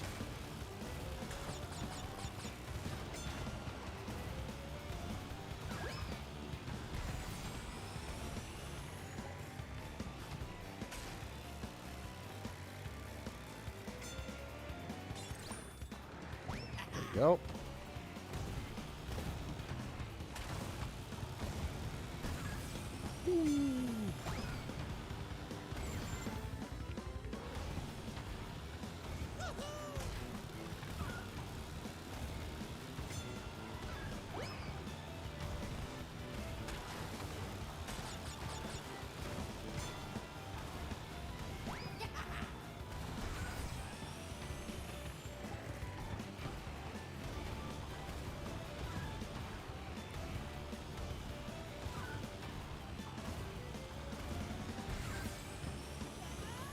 Ow.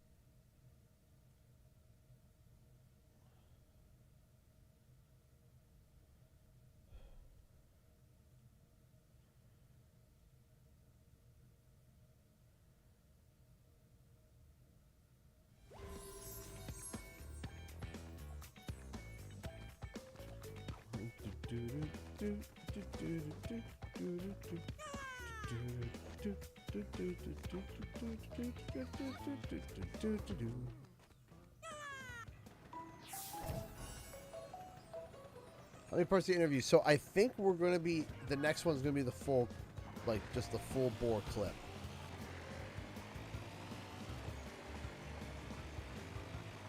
That's just, the next one's just going to be straight up, hey, here's the whole interview.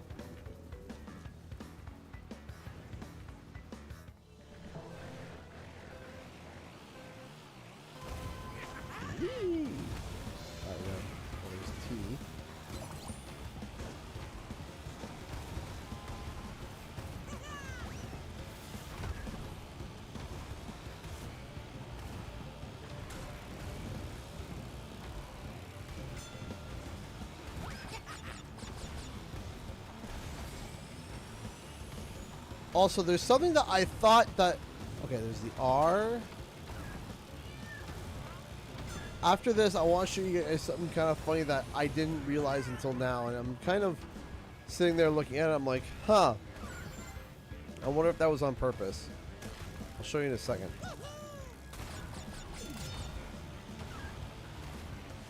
There's the seat. And with that.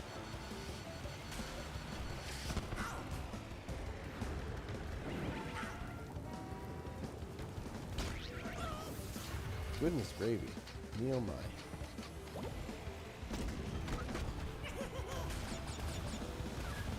Oh, come on!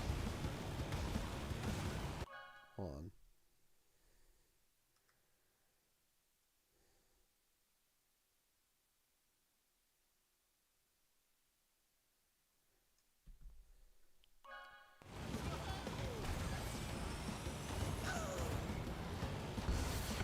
Ow.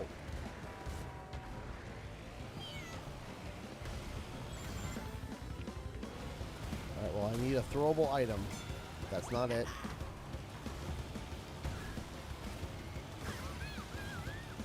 Okay, I got one more shot.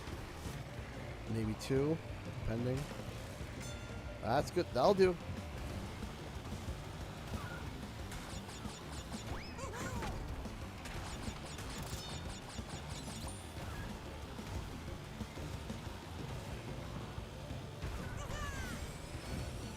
No, don't you dare.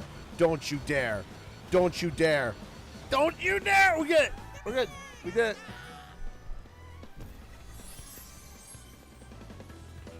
Thank you, Nair Yoshi. I appreciate that. Thank you. So probably for acing the turning while back, solid stuff. Hey, thank you. I appreciate it. I wouldn't say I aced it, but I definitely felt confident.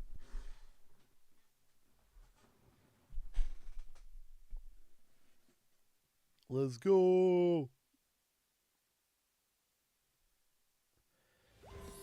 What's that cool? Crash Remix uses a lot of videos. So that is a custom track that is made for my channel. Is made by a friend of mine. The credits are in the description below. I call him Meka. Meka made it, and he is a very talented. He's a very talented musical genius, I call him, and I really love his work. And he's made all the music for it's all custom music for the channel. So there's just something that I kind of thought of. Isn't it weird that the unlockable Crash's unlockable basic skins, the basic skins besides the retro Crash, Blue Hyena Crash, Shiba Crash, and Skunk Crash, isn't it funny that you have blue relics, gold relics, and sapphire, blue relics, gold relics, and platinum relics for the basic skins for recolors for Crash? I'm just saying. Sapphire, gold, and plat, and they're the 3 recolors for Crash.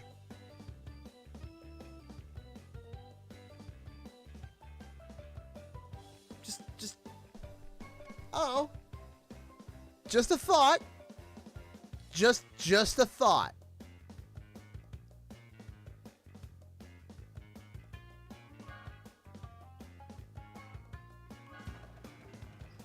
He's also got the red eyes, like the, you know, I don't know.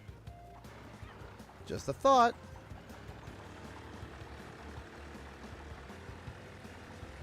I watched the whole thing. The rule sets were fresh day one. See if they talk about. Yeah, no, that was huh.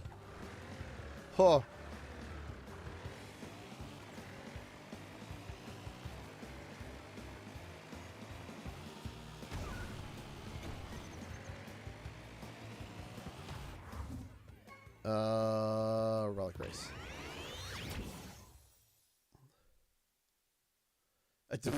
Jared, you know what we mean.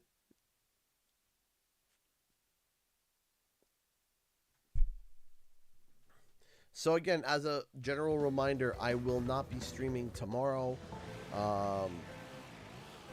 My wife is going out with a few friends to go see a band, a little folk band, to go support a friend, and I'm going to be watching the kids for the night.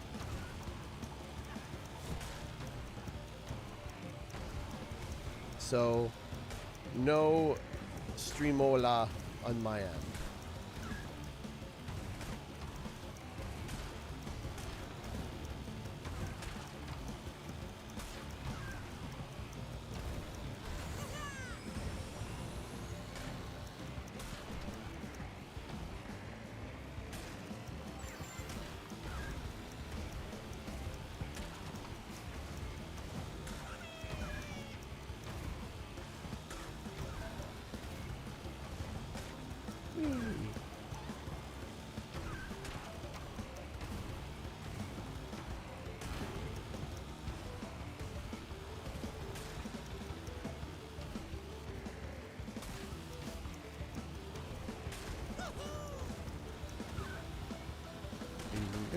We're just getting the blue relics for now, so we can get to Oxide eventually.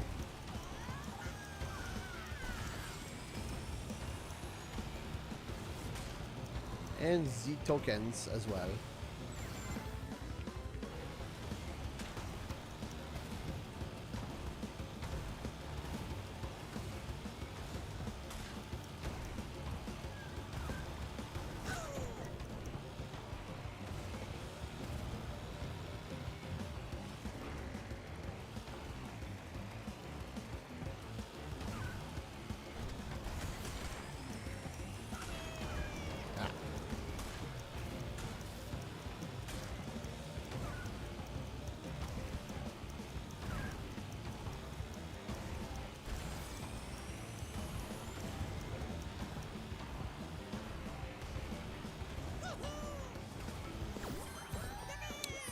Got it. Mr. CG's channel is made possible by contributions to our lovely Canadian from viewers like you. Thank you.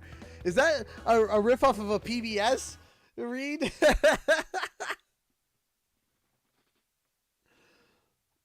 That's awesome.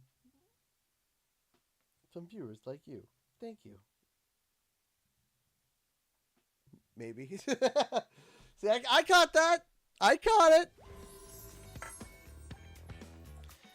Have you ever met / would you want to meet any VAs from the Crash franchise? Of course I would love to meet them. I had a cameo sent to me via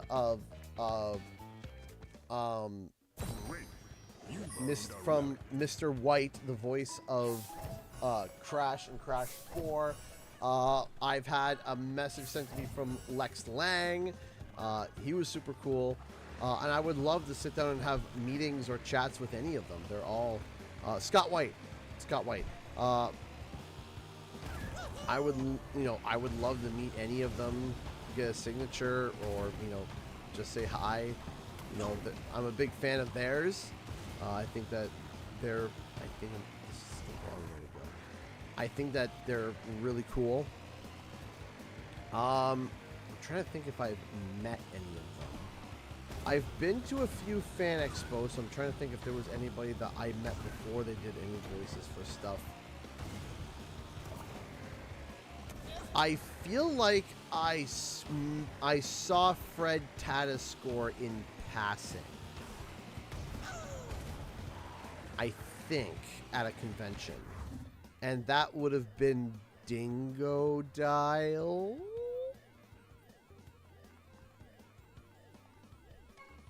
I think that would have been Dingo Dial.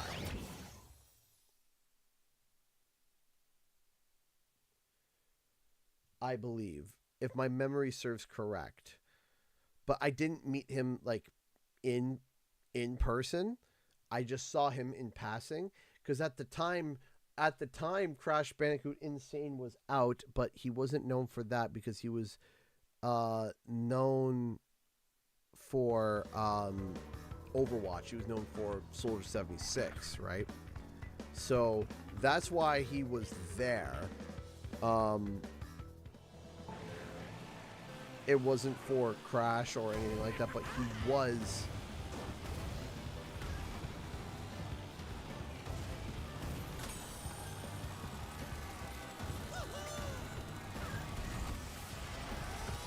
No, there's a few voice actors I would love to meet. I think Matthew Mercer would be really fun to meet. Literally voices like so many iconic things as of late. Last one being Ganon from Legend of Zelda, and specifically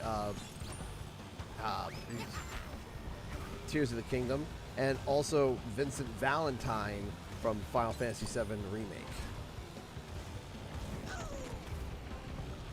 Ow.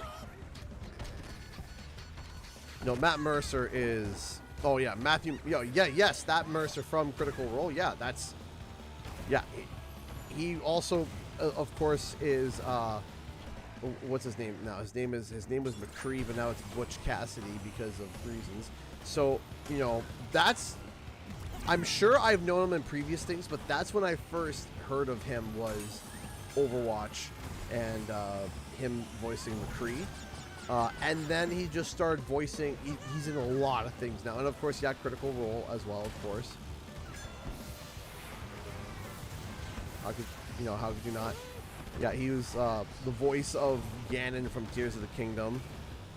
And like I said, among many other things. Did I actually lose this? I do. Jeez. V.A. Ganny from the... Yes, he did. Yes, he was Ganon from... Yeah, he's Fire Act. I forgot about that. You can barely tell with... for me, I can barely tell he's Fire Act. He's...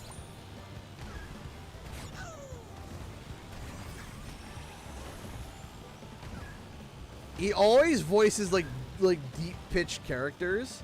So it's kind of hilarious to me whenever he does, like, especially when he's doing Critical Role and he does like different characters. I love, like, there's a voice that he does for a character called, I'm gonna assume most people don't know a lot about Critical Role, is Victor. Victor is hysterical. Whenever he pulls out the crazy voices like that, I absolutely adore it. He's hysterical. And it kills me every time.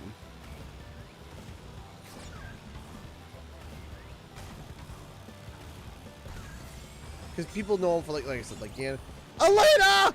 Donate $50 in Super Chat! Ah! Hang on. 1 second. Let me just quickly finish up this race and I will read your lovely comment. Ah! Don't perish. Don't wait. I was like, where is the R is right here, isn't it? Yes, it is. Haha! You're broken. Yeah, yes, 2. 2 3D printer upgrade. Thank you. 3. I hope you and the pups so have fun tomorrow. And to all Americans, happy 4th of July. Yes, that's right. I won't be streaming tomorrow because of something else, but it's also going to be 4th of July tomorrow. So to everybody in the States right now, happy 4th of July. I know things are currently strenuous, but even so, happy 4th of July. Let's do this again. Does he voice Leon for Resident Evil? I think he does, actually. I think he does. I think Matt Mercer does do Leon.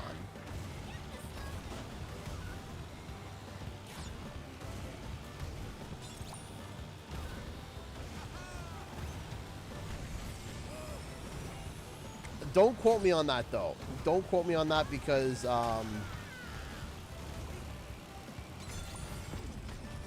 not a big Resident Evil player, so. He's voiced Leon in a few games, but he's not the current. Okay. I don't know why you wouldn't recast Matthew Mercer. It's Matthew Mercer.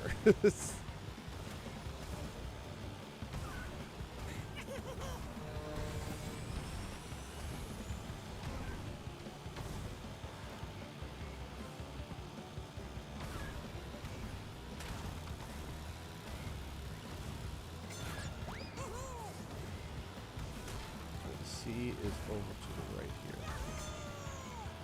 Oh, come on. Okay, well. Let me get a massive... Oh, come on. Well, better here than... Yep, he does voice Vincent Valentine. The story behind him voicing Vincent Valentine is hysterical. There's a video where he's having an interview with the main voice actor of the most recent Final Fantasy. Is it 15 or 16? I can't remember which one it is. Where he reveals how he got the job for Vincent. Oh no, Fred Tatascore has voiced a lot of characters. It's not just a few characters. Fred Tatascore is in a lot. So basically to summarize the story, I best suggest you go look it up too because it's a really good story. He wanted to be in Final Fantasy VII Remake and he didn't get a callback, or his agency didn't even like get him in, and he was livid about it. He was livid because he wanted to get into Final Fantasy VII. It was like a diehard project and he didn't get even into the first one. He was upset by it. So he told his agency, hey, make sure that I get into the next one, or make sure that I at least apply for it. So he did a trial run for it, and then he waited to hear the callback. And the way he explained it was that basically how it works is that if you're going to get a job, if you get a main character role cast, you get a callback almost instantly. Then sometimes if you wait a little bit longer and then you get a callback, you might do a secondary character. And then even longer than that, you might get a filler character, or you just don't get a callback at all. So he was upset. He was like, I didn't even get the cast for it. He goes, and he said, and for the set part 2, he's like, I want to be in it. So he did the thing. He did the cast, and then he waited, if I remember correctly, 2 or 3 months, and then he finally got a callback. And he's like, okay, I probably got like a side character, or I got a small character. Fine. He's a little bit upset, but he's like, it doesn't matter. I'm in Final Fantasy VII. Who cares? So they bring him in, and what's cool about this is that they have a live video of this. Like, they have a video. They set up a secret camera in the booth when he walked in, and they set it up, and they're like, okay, we're gonna be giving you the tone of what this character sounds like, and then here's the translated dubbed lines that you're gonna read. So he goes, okay. He goes to listen, and it's like a teenage boy, like, hey bro, cool sword, right? And the first thing he goes is, oh no, this is out of my voice range. He's like, oh, I'm gonna bomb this. This is gonna be horrible. So he tries. He gives it the old college try. He's like, all right, let's do it. And so he tries. and then his screen starts glitching. They're like, hey, hang on, we're having an issue. He's like, can you try it again? So he does it again, and the screen's it's glitching, and things are going weird. They're like, hang on, we're having a little bit of a power issue. And then it's like the power goes out, and then a picture of him comes up, and it says, so you want to be a voice in Final Fantasy VII? How about a different character? And it transitions to Vincent Valentine, and he finds out in that moment when he's in the booth that he is voicing one of his favorite characters from Final Fantasy VII, which was Vincent Valentine. He originally said, I remember him saying he either wanted to be Sephiroth or Vincent, and he got Vincent, and he loses his mind in the booth. He's like, no way, shut up, and he's losing his marbles. And it was all an elaborate prank just to get him, because I guess like the producer or like the voice director was friends with him, and they just wanted to mess around with him, and he was losing his mind because he found out he's Vincent Valentine, which was who's Vincent Valentine? He is a vampire from Final Fantasy VII. Very cool character.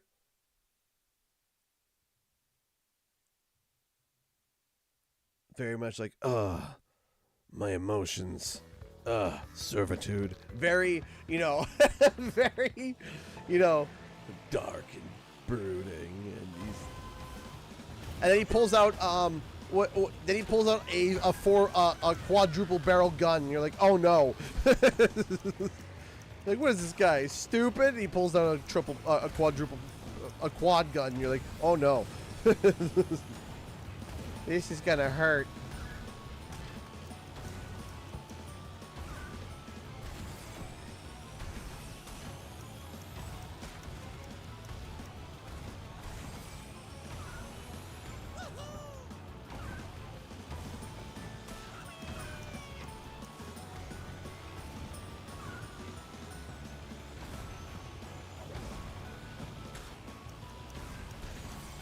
Batman. That was pretty wholesome. It's pretty cool. I mean, it's a wild thing to find out that, also too, you have to realize too, imagine as, these guys, the way that is it Ben, I can't remember his name. The guy, please correct me if I'm wrong. The guy who voices from 16, his name is, I think, Ben. And the stories of how he found out he was voicing a main character in a Final Fantasy game, it's all pretty like cloak and dagger and secret. Like they don't know what it is. They find out afterwards. Oh, is this a Final Fantasy VII game or a Final Fantasy game? And they're like, yeah. And they're like, oh no, that's crazy. And then he found out that he's the main character, and you have to realize too, like, when you find out these characters, you're also seeing, like, these guys, they're seeing a pay raise too, right? Because if you're like some side gig character, you're not going to get paid that much, right? You're going to come in, be in the booth for maybe 2 hours, and they'll say, okay, catch you later. And they might not even call you for pickups. They might not even use your voice at all, right? But then you have Vincent. You find out you're Vincent Valentine. You're one of the main characters. You just found out that your paycheck just enlarged exponentially, and you have a bunch of work, right? And for some of these voice actors, sometimes they go months without getting work. So finding out, being like, oh my gosh, I nailed this role. Not only am I going to get paid more, but I have work now for a while, and now I have something on my resume which is bigger. And if they ever reuse this character, they're 99% of the time going to call me back to voice them. Right? Oh.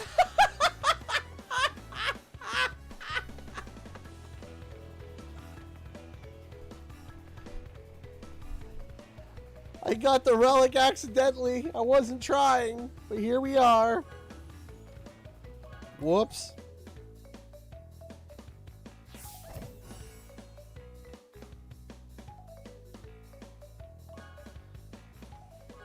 Here I am just chit-chatting, talking about Matthew Mercer, and, just having a casual chat, and all of a sudden, boom, you got a plat. It's like, oh, okay, cool.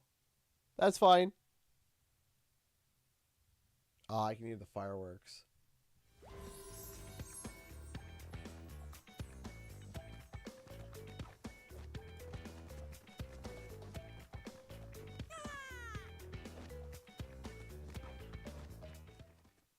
Great. You've earned a relic.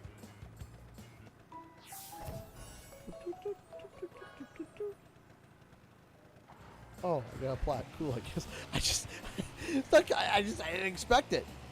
It was just like, there you go. You got it. It was like, oh, okay, cool.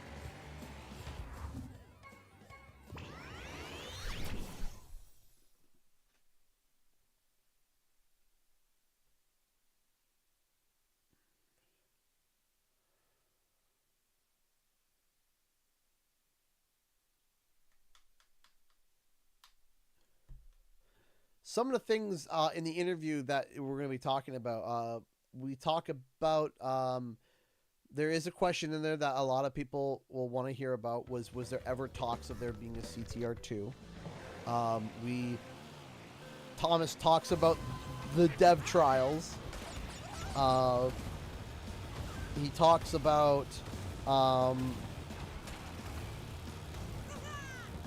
He talks a lot about some really cool things. He talks about one of the game modes that they added, and how they kind of executed that, and their thought process behind that execution. One that I didn't expect is why he left Enox. That one was... I was shocked because I didn't ask that question, and he kind of just came out with it, and his answer is...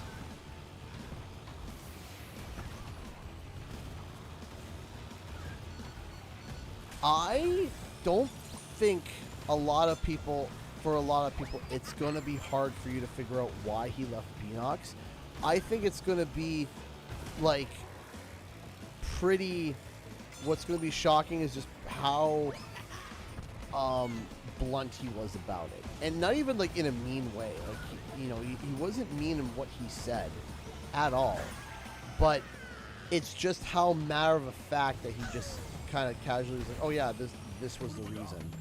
And it was just so... Like, yeah, Oh, man.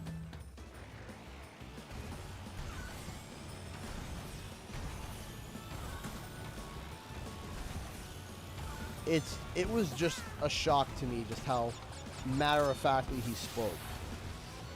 I was about to say, what's targeting me? I'm in 8th.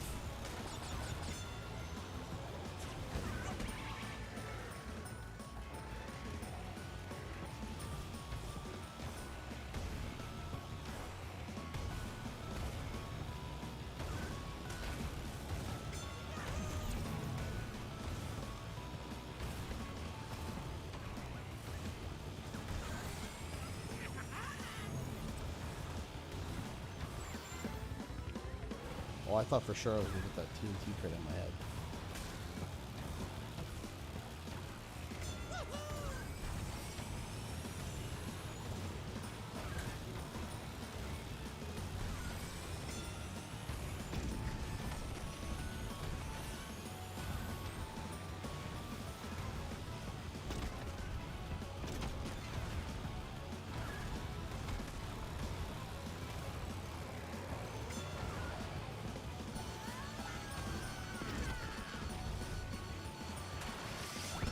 Oh, come on! How did that follow me even after the jump?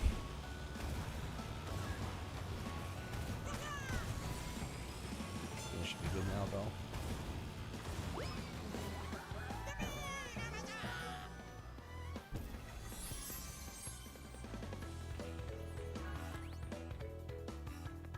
Activision probably made him leave Beanox. No. No. He chose to leave. He chose to leave.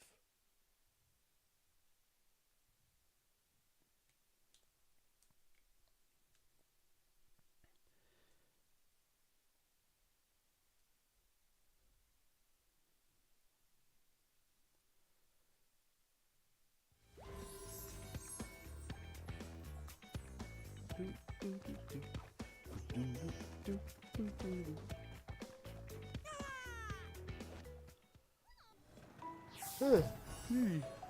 Thank you.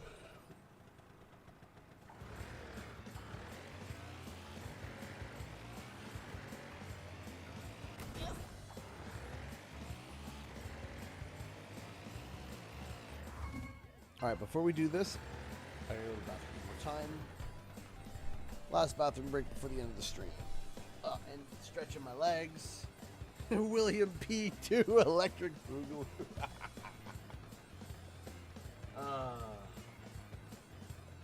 Oh, my neck.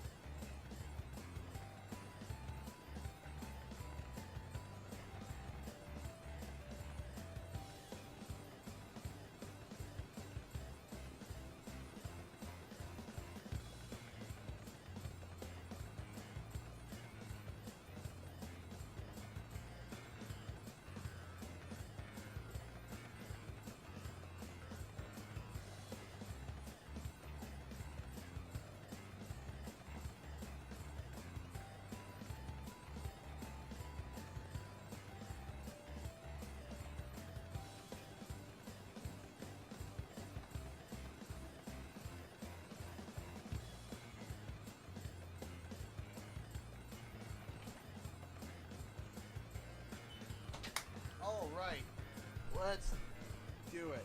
All right.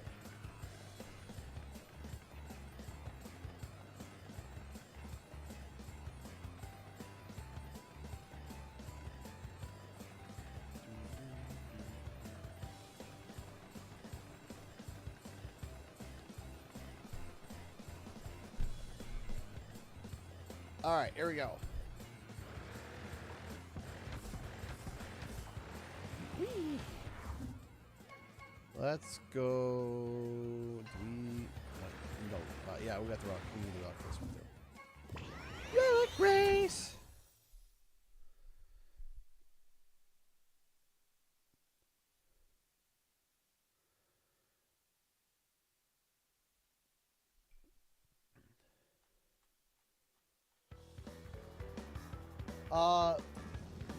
Oh, Titans Forever became a member? Am I reading that right? 10 minutes ago?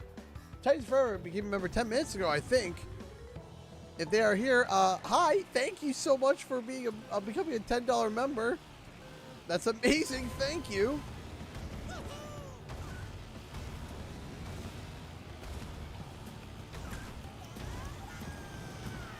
If I missed that, I do apologize.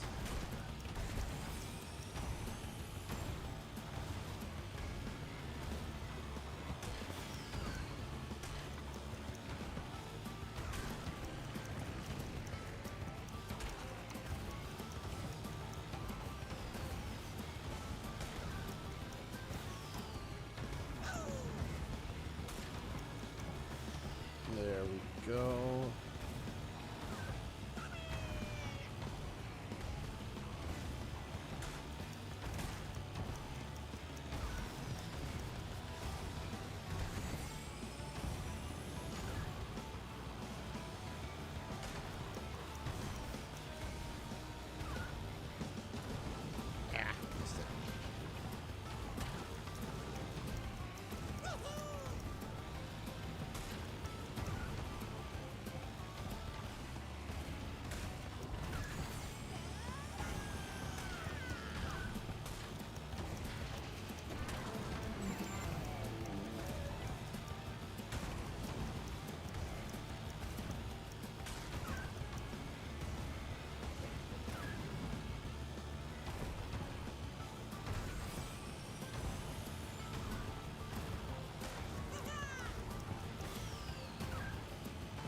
Ow.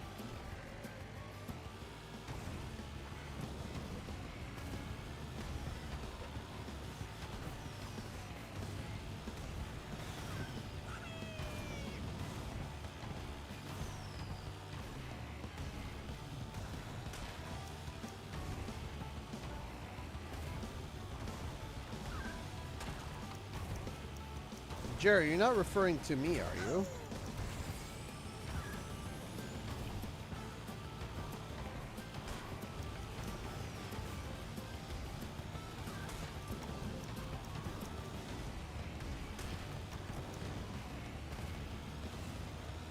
Hey Robson, how's it going?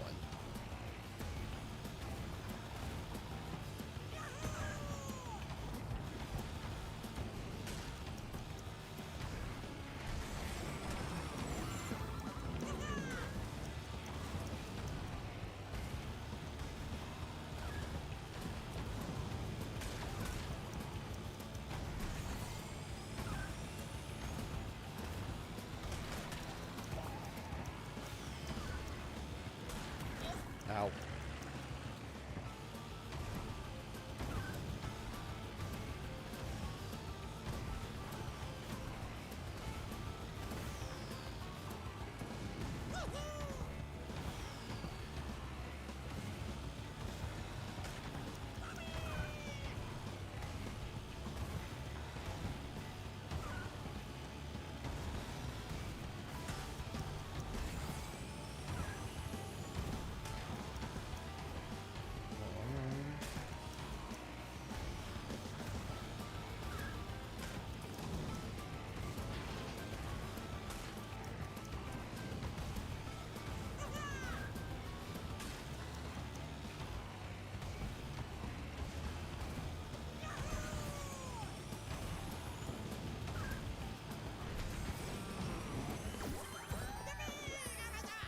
Well, that's another plat. Channel, since your field came out, I figured I'd give something back. And I appreciate that. Thank you, Titans Forever. Thank you, thank you, thank you so much. And I'm sorry I wasn't here when you... I do apologize I wasn't here when you threw in the membership. But I really do appreciate that. Thank you, thank you, thank you. Basic. I don't recall. What are you saying? I said I didn't say basic.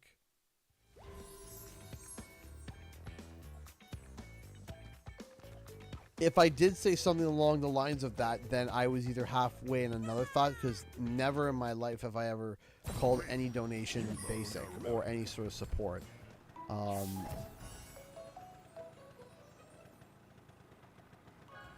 I deeply appreciate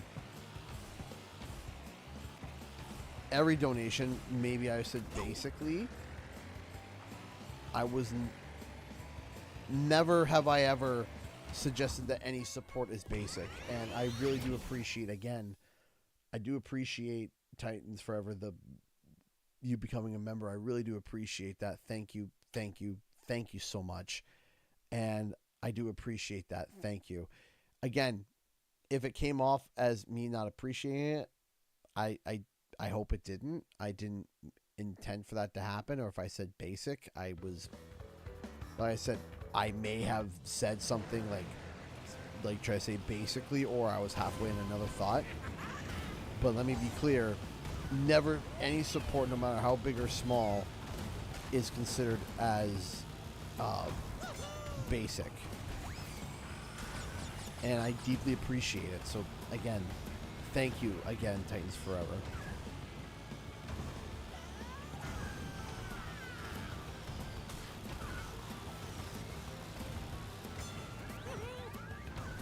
Brian donated $5 to a super chat. Thank you so much. Playing the original CTR while watching this stream. Hey, that's great. I actually was playing the original CTR not too long ago for the footage for the interview with Thomas Wilson, and it's you know, it still holds up pretty well. I feel like though. Nitro Field is a little more weighted. Like Nitro Field feels a little bit more heavy than the original CTR, but heavy in a good way.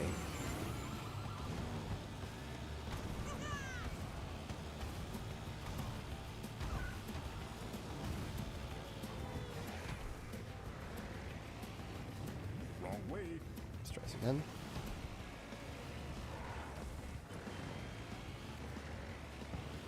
There we go.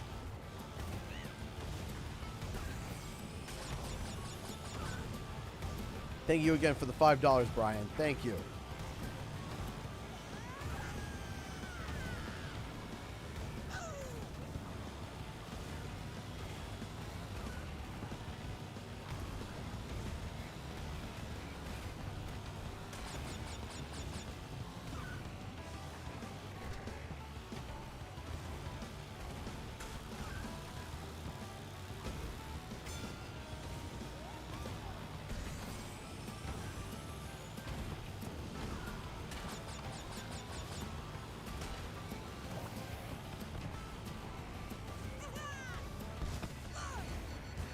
Well, I really just... Oh, wow.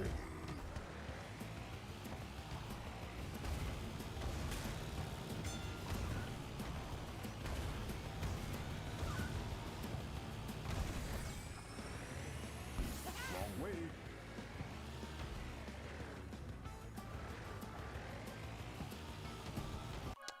Just restart this one.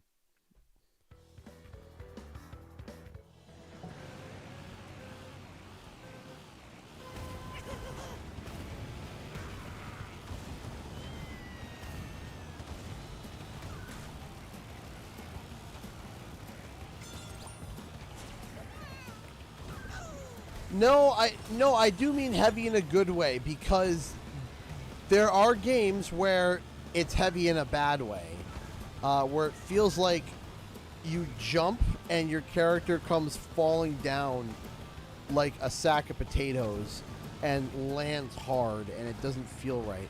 I feel that was a comparison that Jay Bills had suggested about Nitro Kart, and I actually agree with him very thoroughly on that.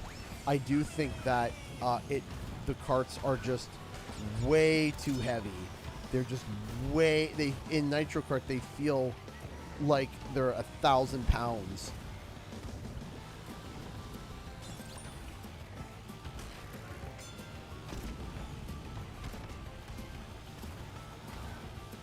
Ah, malarkey.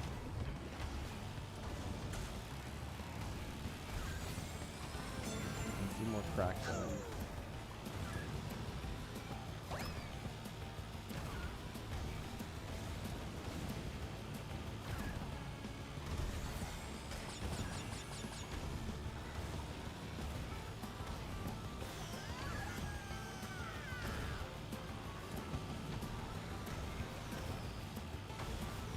Yeah, being awake for 26 hours can do that, Jared. Probably best if you went to bed.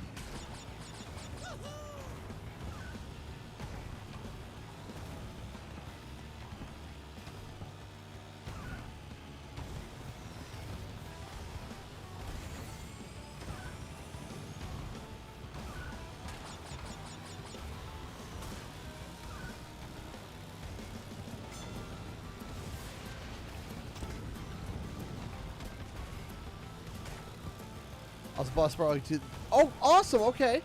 I have a question. Would you like me to sign it for you or no? I can do a little signature on the bottom of the egg if you wish. If you want to leave it plain, we can do that too.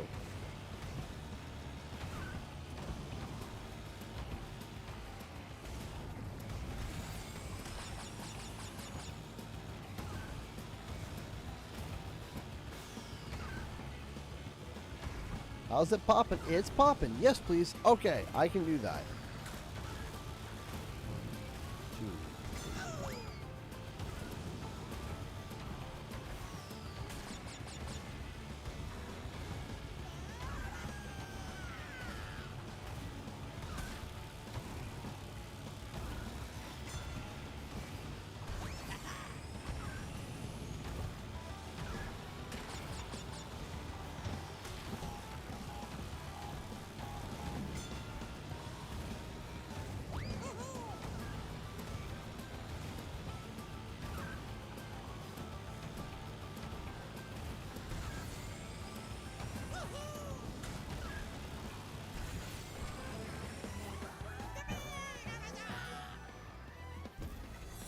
What up, what up? Can you go absolute ceiling?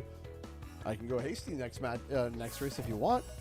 I can tap into my Canadian pride.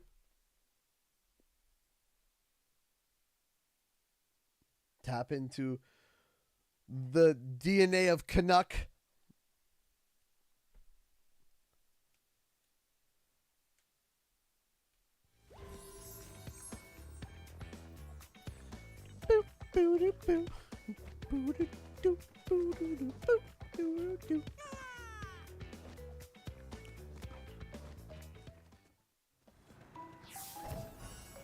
Rings of speed.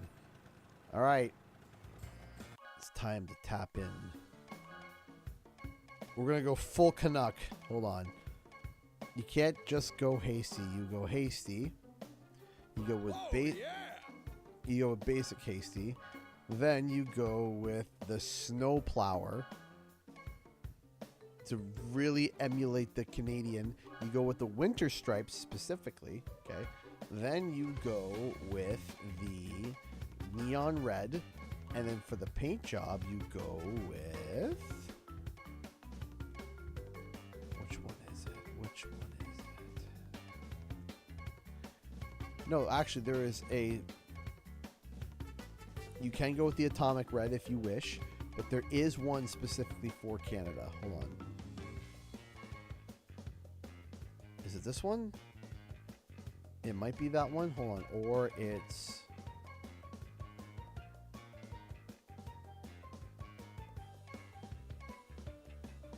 Yes. I think the Imperium red is... one that will do. Then you go with the stickers, and you gotta find, where are you? There you go. You now have the full Canada getup. This is the de facto getup for Canada.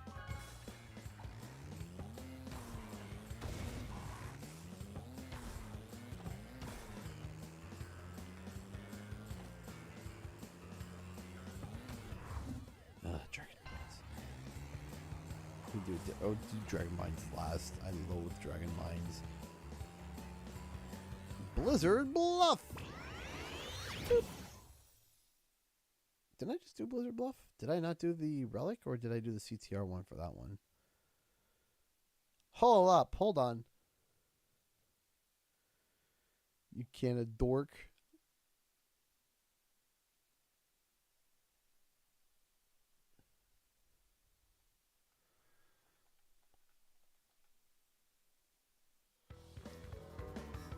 Yeah, I feel like I already did this one. Hold on. How influential do you think Hasty is in this game? Oh, not very much. I don't think so. Hasty was more of just a fun, original character based off of a legend, a myth.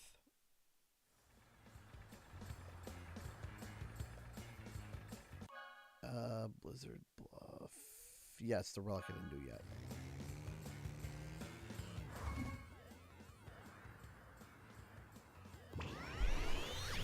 Legend tells of a myth, of a story, fabled narrative, shrouded in darkness, of a moose, of a hippo that was a fake character until Beanox came. Oh, just riffing at this point.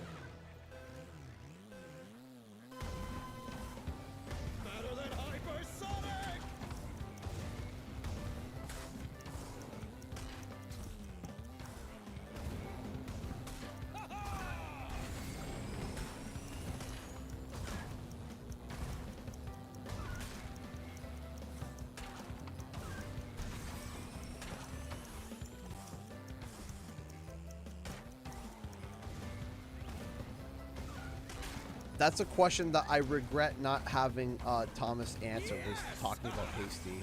I think back now and I realize, ah man, that would have been such a really cool thing to talk about. I do regret, I regret not asking him that question, because I think that would have been a really fun question to kind of like get on the inside of, like, hey, you know,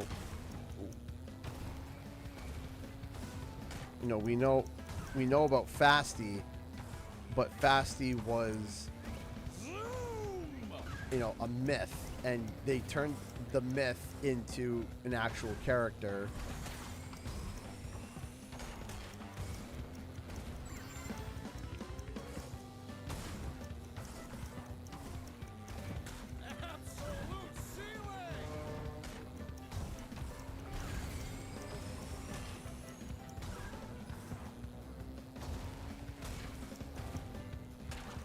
Oh, malarkey. Yes!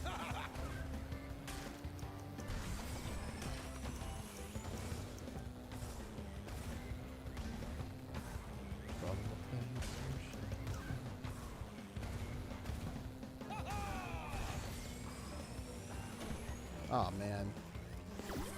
Now this is my kind of prize. I could have done so much better. I think I could have eased.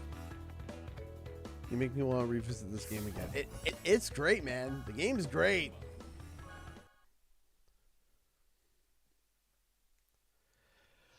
I find some of the maps in Nitro Kart are a bit easier, but I also find the easiest are the Beanox tracks. Oh, I just realized I have that jacket now, except it's brown. I didn't even connect it until now. I have that the aviator jacket, like the bomber jacket. I have it. Great.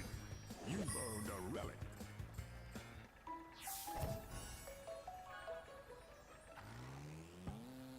I totally blanked on that. That's even cooler.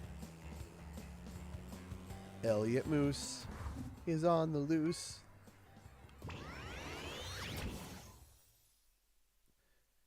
Canadians born in the 90s will understand that reference if they watched PBS. Or, no, TVO? I can't remember which channel it was. Any Canadians in chat, or even Americans in chat, ever heard of Elliot Moose as a kid's stuff? Did I forget the platinum for Coco Park? I'll have to go back and do that one next then.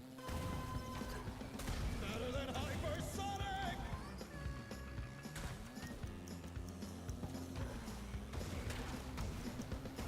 Nope.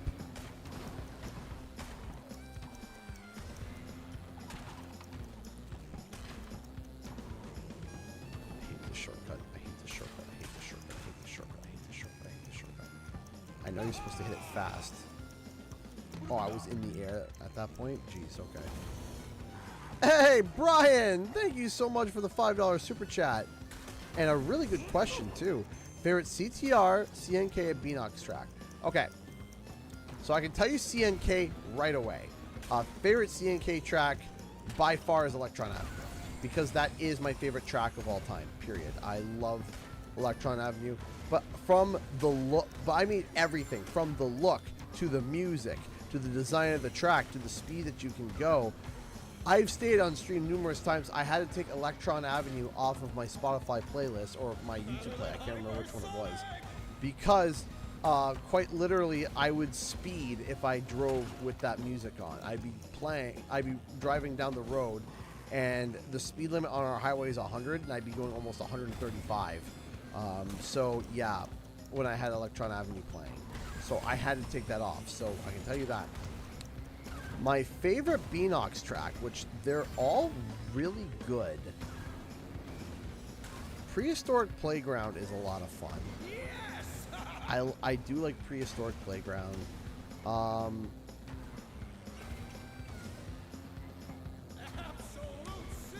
love Spyro. I think I gotta say Spyro Circuit. And not just because of it being Spyro themed, though of course that does tie into it. It's just that it's unique with... I really like the different portals. I love jumping to the different environments of Spyro.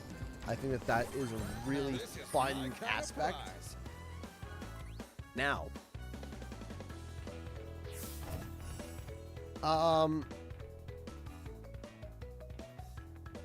so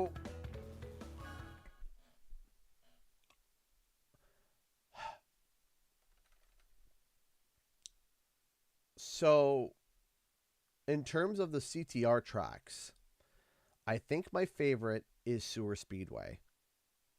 I think the Sewer Speedway,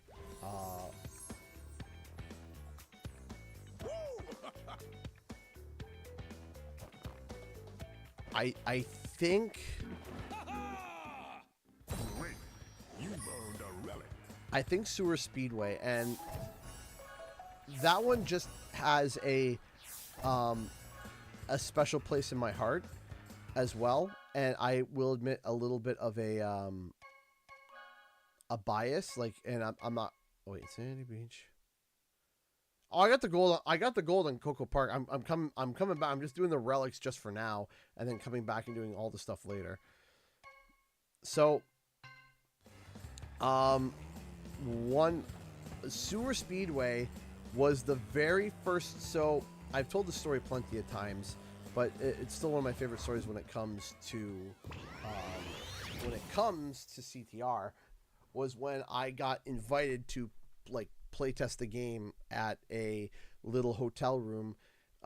If you go back, and there was an interview that I posted with me and Thomas Wilson, and it's literally just me standing in a hotel room just interviewing him, and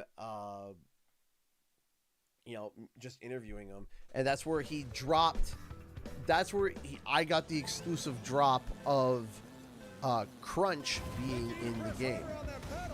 And I remember people thinking that I was posting an April Fool's joke because it came out on April 1st, right? Or that they were playing an April Fool's joke on me. But it turned out it was, of course, you know, as we know, true. So that was, while we were there, I remember thinking to myself, like, okay,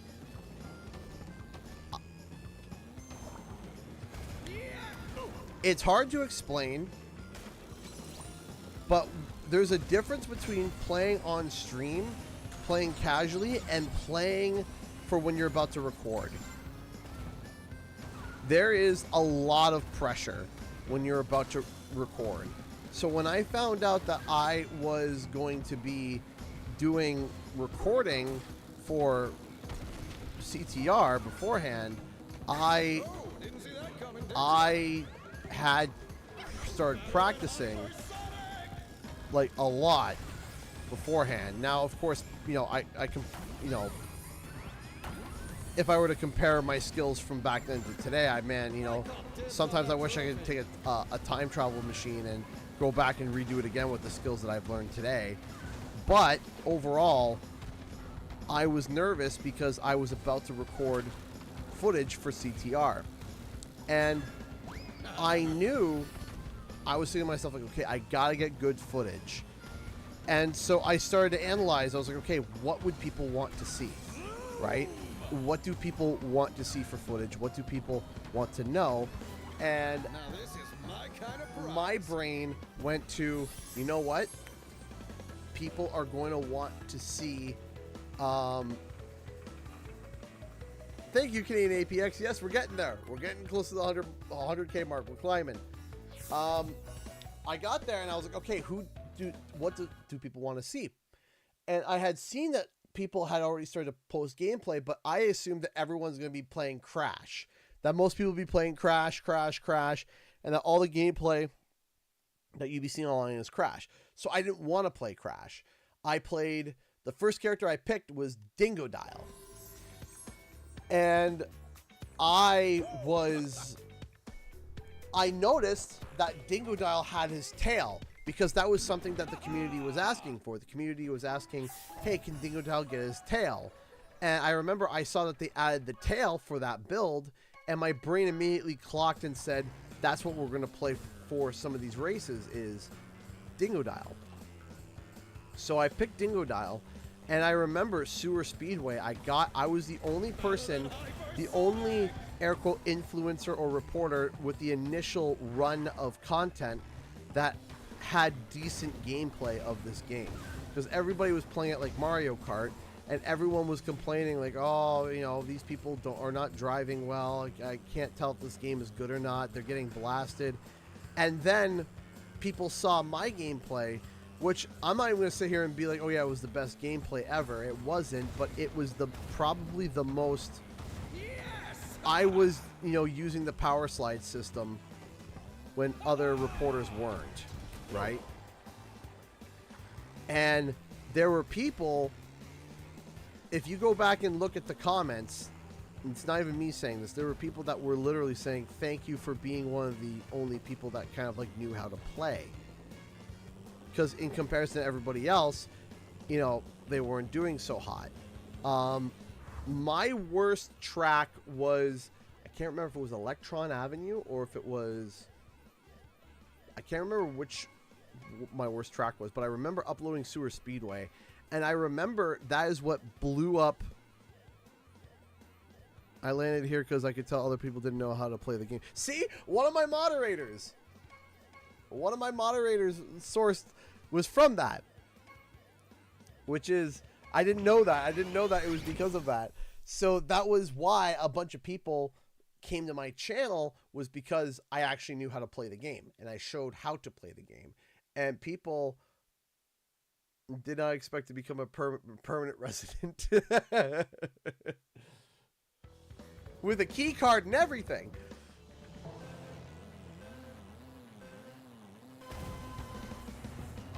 but yeah, that was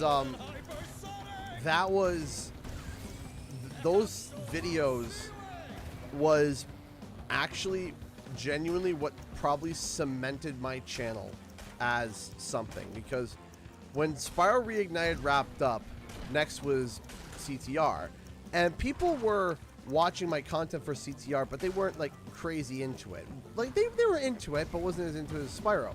And I wanted them to be into it as Spyro because, you know, I figured, you know, I was hoping that people would get into it like they did with Spyro, right?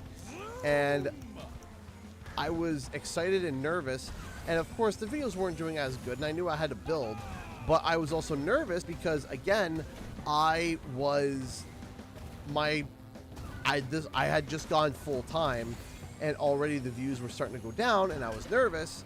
I was like, man, I really hope that, you know, because I was a small channel, right? And so when I got this gameplay, I remember, I think I said a little prayer to myself before I actually started playing. I'm going to be real with you. I think I said a little prayer because I was just like, I got to get this right. I got to make sure I have good footage. And then I got it, and then it took off in terms of views. It took right off, and it attracted a bunch of people to the channel, and then they looked it up, and of course everyone stayed because, or not everyone, but most people stayed because also Spyro and stuff, and that was really what cemented my channel as not just, all right, he was there for Spyro and that's it. It was like, oh, now he's here for CTR, and he was the best one in terms of the influencers or the reporters at the time. And while Spyro got me on the map for being a YouTuber, CTR is what cemented me there, I believe. I believe CTR, I believe overall in terms of, like, you know, when it comes to just straight business, I think CTR was probably what allowed me to create my grassroots and stay on YouTube. People like you and Want Blues because, yes, like I had a community before CTR. I did, but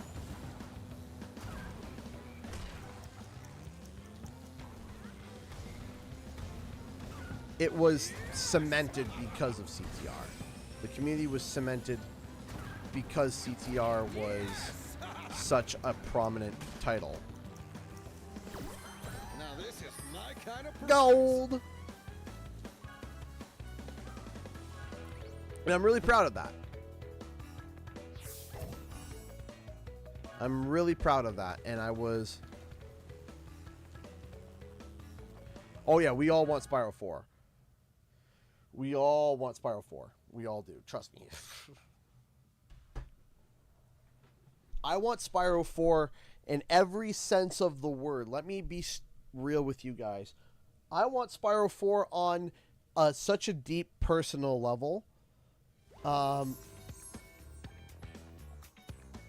was funny seeing that guy in Reddit seething that you essentially began as a skeptical of CTR remake, enjoyed it, and became successful. Yes, I was a skeptic at first when the news started to bandy around of there being a CTR remake. Yeah. And I've said this publicly. This isn't something that wasn't news. Like, this is not something that is news. In fact, it's something that it was thrown against me by some people for a while, which I had which I wasn't the only person. I wasn't the only stick in the mud. My thought process at the time was I didn't want people to get burned out from remakes, because we had the Insane trilogy, then we had the Reignited trilogy, and now we're getting CTR. Now, at the time, when you say, at the time when you go back and think about it, I thought CTR remake would have just been the adventure mode, right, and maybe multiplayer, and that's it, right? And I'm like, that's not a lot, because you have to look, Crash and Spyro, they had 3 games come together, right? 3 games remastered and put together. Meanwhile, CTR was only 1 game. So we sat there and we were like, you know, a lot of us were like, is this enough? for, like, if you look at the original CTR, is that enough just to remake the original game and add online multiplayer and that's it? You know, we weren't sure. But then it came out, and immediately, even from the first trailer, there was indications of it being more than just a straight up remake. There was a lot of indication. It was just like, hey, look at this. You got different customizable things. You got this, you got these, you got this. And I was like, okay. This isn't the same remake remaster that we were all thinking. And I changed my mind.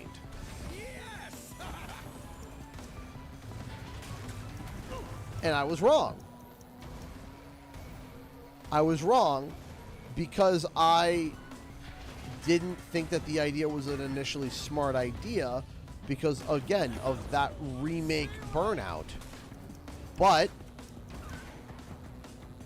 Nitro Fueled, yes, was marketed as a remake, but anybody that sat down, knew the game, and watched it knew it was more than just a remake. It was a lot more than just a remake. And then it got even crazier as time went on, right? As time went on, it got crazier and crazier and crazier and crazier as they were like, oh yeah, by the way, we have CNK tracks, and then, oh, we have Grand Prix, and then we have this, and then we have this, and it was just a grocery list of additional content that was just like, this game is getting better and better and better. And we didn't even know about the Grand Prix until, what? It was only like, what, 2 or 3 weeks before launch? Even less? Because I remember finding out about it, like, right before I went to go and, like, go to Quebec to go play it and meet with the team for the interview. It was like, by the way, here's also Spyro, here's all this stuff. And everyone just exploded about it.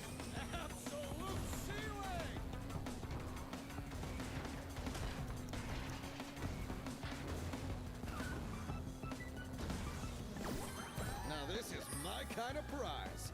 About half of NF became a brand new game. Yeah, absolutely. The only thing that's like considered as like a remastered part is the actual like mechanics of the game, which they actually expanded on a little bit, and the adventure mode being remastered. Right? Like,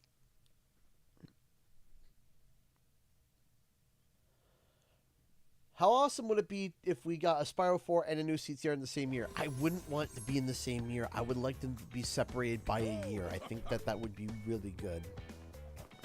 But I also would want the next CTR to be an evergreen game that would be still like the $30 at first.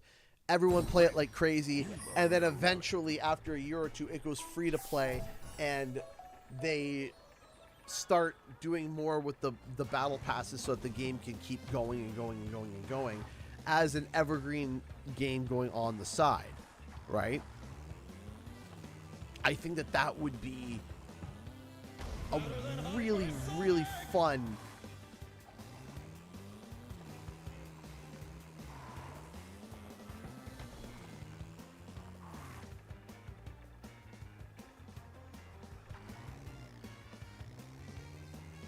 hot take. They should remaster.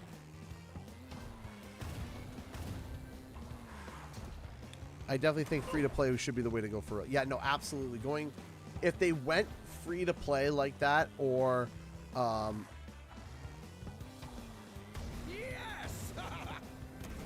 this one's a little tricky. I remember this one being a pain in the derriere. I'm trying to remember how I did it too. Got it. How many eggs do you need? Is it 3 or 4? I can't remember.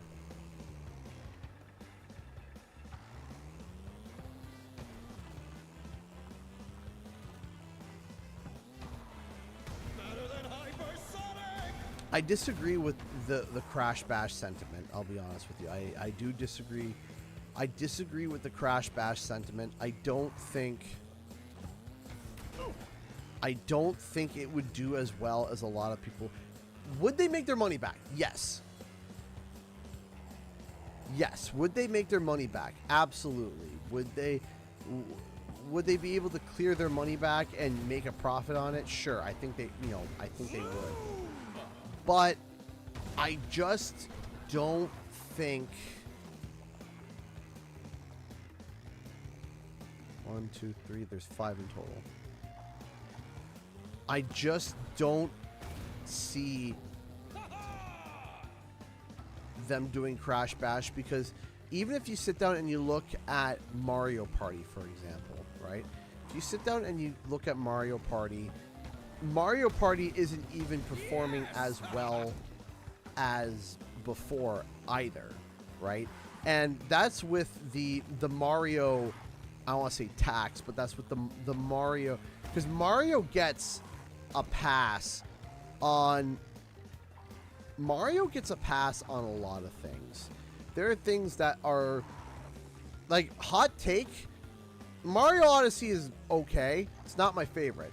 It's not my favorite Mario game. It just isn't. I don't know why. I prefer Mario 64 very much so.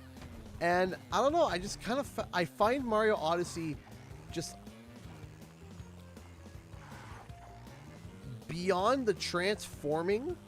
I just find Mario Odyssey just kind of, I hate to say it because people will sit there and say how terrible I am for saying this,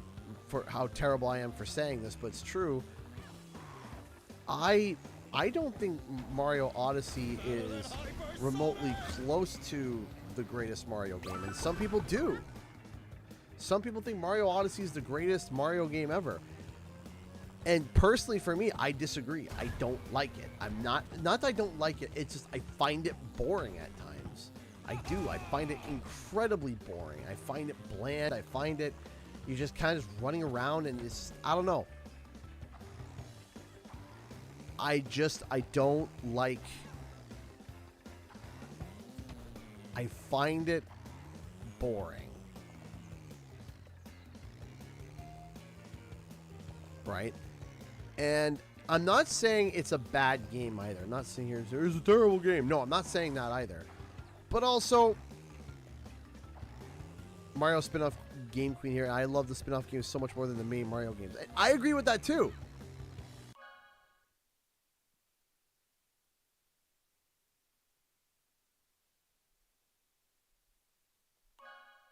I'd rather play Mario over Spyro. Well, that's fine. I disagree. For me, I love Spyro. I love Spyro. Mario Odyssey, and I'm not saying you're saying that Mario Odyssey is a bad game. But when someone sits there and, like, when a reviewers are like, oh yeah, it's 10 out of 10, it's a masterpiece, it's perfect. I sat there and I'm like, really? Like, really? Mario Odyssey is a perfect Mario game. 10 out of 10. Like, really? Like, for me, if you ask me, I'd say it's like a 7 out of 10. It's a good game. It's not a bad game. I'm not saying it's bad, but when people sit there and they're like, it's the greatest Mario game to have ever come out ever, I sit there, I'm like, more than Sunshine? More than 64? Like, is that where we're going now? I don't know. Yeah, I gotta be going pretty fast there.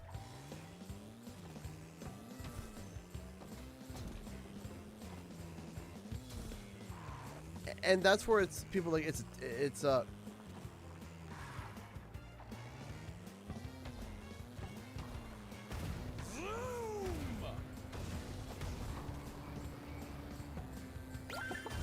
we go. I think we got enough now.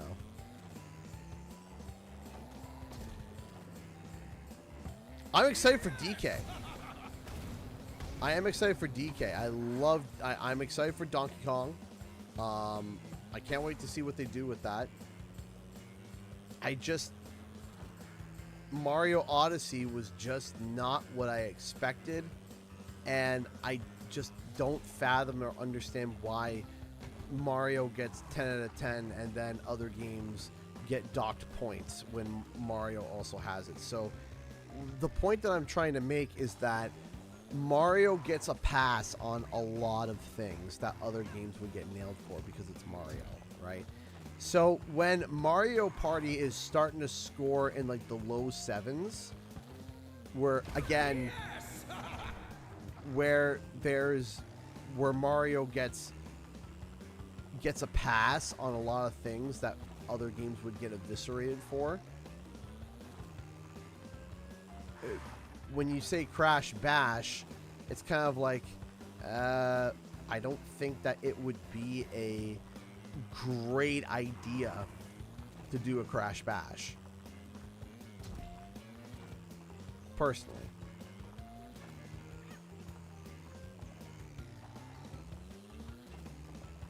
Where is... I found it. Where's the bloody chicken door? I'm going to get the chicken door and then we're going to wrap up the stream.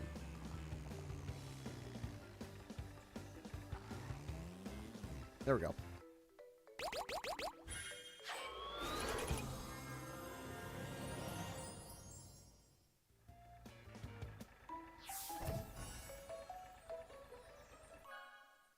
We got the chicken! King Turkey, King Phoenix, King Stunt Chicken. We're gonna do one last thing with King Chicken.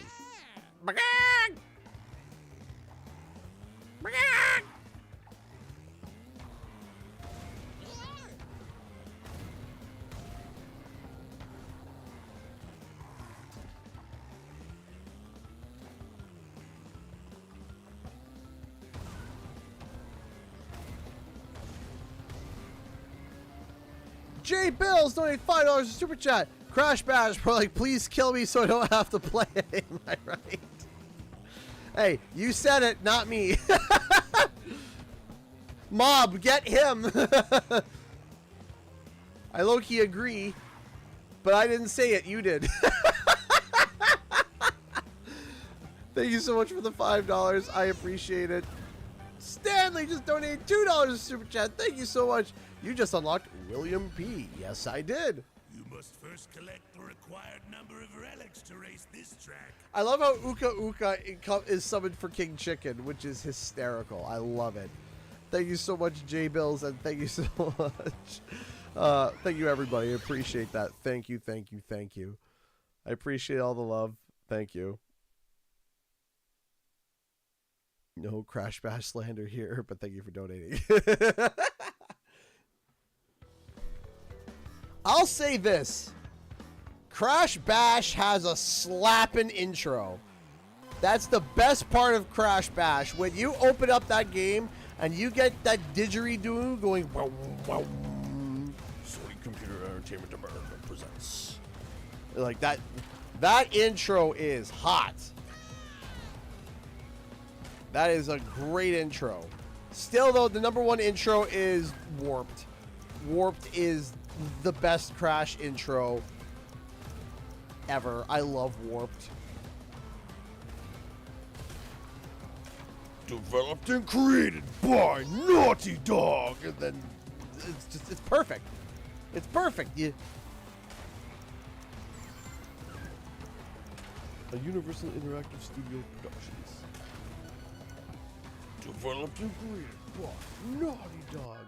I did a re-review on my channel on it like 4 years ago after my OG one, and I was 13, rated at 7.5. I was 13 and threw up.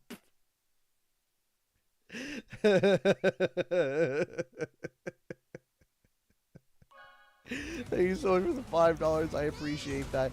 You know, sometimes we get like that. Sometimes we're like, yeah, you know, we look back and we like revisit stuff that we said as children, and then we look back and we want to smack that child, but you know, that child being us. Sometimes I look back and I look at some old opinions and old thoughts I had on video games back in the day, and you know, I'm like, oh, poor child, and I'm allowed to say I'd like to slap that child because it's me. It's me. Hi. I think if, you know, I think I would get a pass if I slapped myself as a child. Like, I think that, you know, it happens. You know, we say stupid things. We think stupid things. We assume stupid things. And we're like, yeah, 7.5. And now you're like, I'd rather shoot myself 7 times.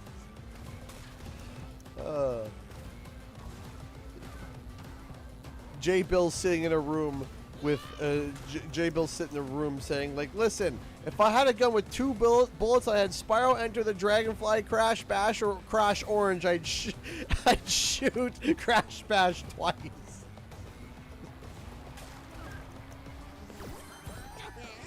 Did I just get the plot?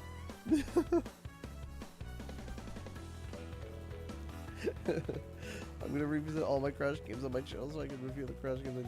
It's gonna be hilarious. Gives me an excuse to review the glory. There you go.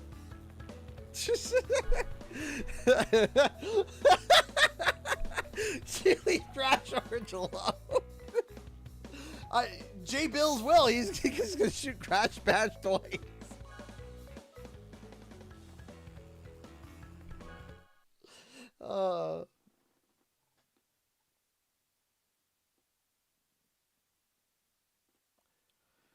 What did he just say? Slap the children? I said slap myself as a child. Like, if sometimes I'm allowed to say that I want to go back in time and slap myself as a child. And I'm allowed to say that because it's me as a child. I'm allowed. I think we're allowed to slap ourselves as children. When you think back, like if you had a time machine and you saw yourself as a child and they were doing something stupid, you have a complete right to smack them because it's you. I miss playing this game. I love this game. I'll just play it for, like, I took a break for it for a while. I get back to it and I'm like, you know what? The adventure mode is fun too. I'm going to do this last thing and then we're going to go to bed.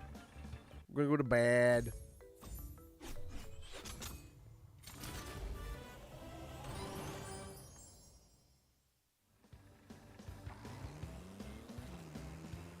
I'm going to get the red gem. Oh, red gem cup. I forgot that these were cups. I'm taking Crash Orange over to Dragonfly and Bash. I'm shooting myself as an option. That's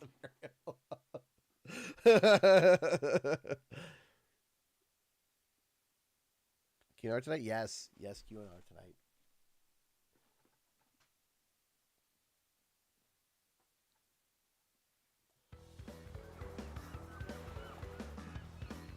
All right, let's get this over with. Let's go.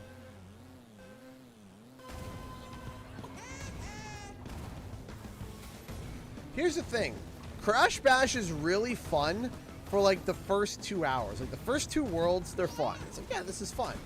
And then after the first 2 worlds and you start getting to the tank levels and you play your 3rd round of the marble game and then you start, you know, then you start getting knocked off by Polar Panic again for the 4th time. Suddenly the bright and shininess of Crash Bash starts to lose its luster very, very, very quickly.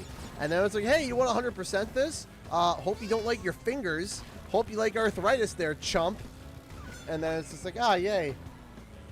Fun. And then by the time you're at World 5, you start a drinking problem and hate your existence. So like I said, the first 2 worlds, you're having a gay old time. And then all of a sudden, you hit World 3 and things start going downhill. And things start going a little sour. And suddenly you realize, hey, this isn't fun. I realized that because I always stopped after World 2, and then I'd come back and restart it again.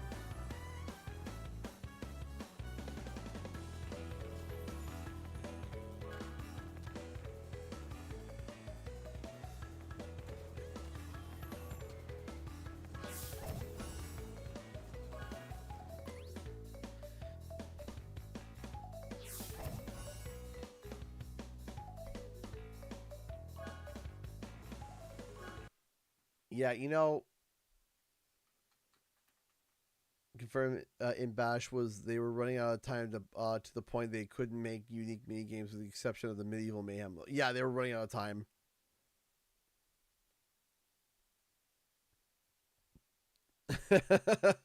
I think one of my favorite clips I've ever edited was me picking up a gem and Enter the Dragonfly and it being worth 0. Hey, just like that game is. Oh, sorry.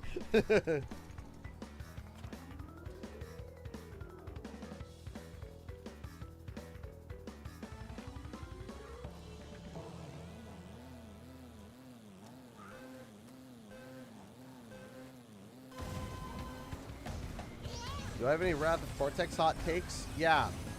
It's not that hot. That's my hot take.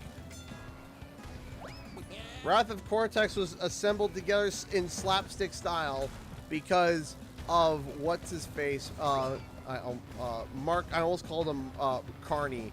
Mark Cerny. Kind of just dipping at the last second because they were like, "Hey, let's put this on Xbox." That's not going to have the PlayStation executive have any sort of personal conflicts with it. And he's just like, "Oh, you're putting it on our competition, and you're publishing it through Konami. All right, peace." And they're like, "But what do you mean peace?" They're like, "Yeah, it's a public, you know, I can't do it. I work with Sony PlayStation. This is a conflict of interest." And then they're like, "Yeah, well, who cares? This new team that's never made a game before and first time making Crash Bandicoot can make this game in like 13 months, right? Same amount of time and less budget." And Traveler's Tales is like, "Excuse me, what?" And they're like, "Okay." And then Traveler's Tales, you know, slapped together a game as quick as possible in the amount of time that they had. And it was a pretty mediocre experience overall. And that's not even me trying to be like an exaggeration. You can look that up. That's basically what happened.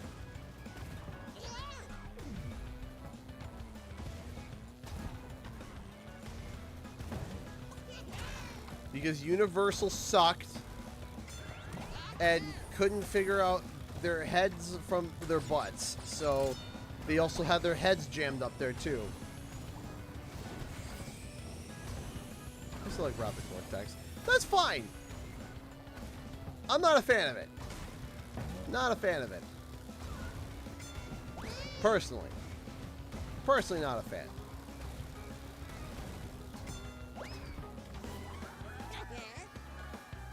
Is it the worst game I've ever played? Absolutely not. It's not the worst. Not even close. Not even remotely close.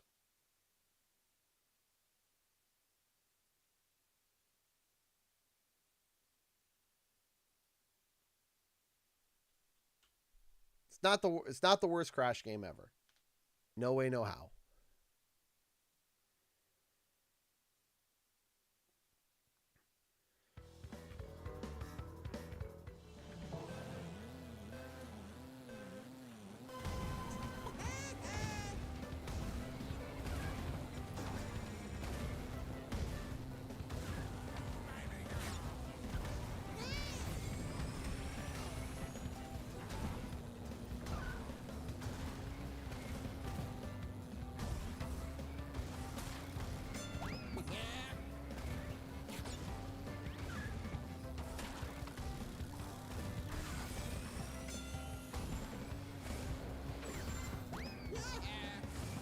J Bill's donated another $5. Thank you so much.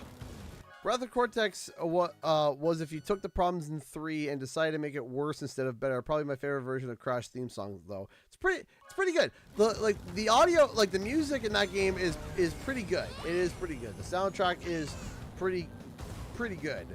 I will admit. Thank you so much for the $5. But there are a number of things. I don't know how they made the characters look worse on PS2 than they did on PS1. And that's not even being like, oh, you just did the nostalgic glasses. No, they somehow, I don't know how, but they somehow made the characters look worse with more polygons. It's supposed to go the other way.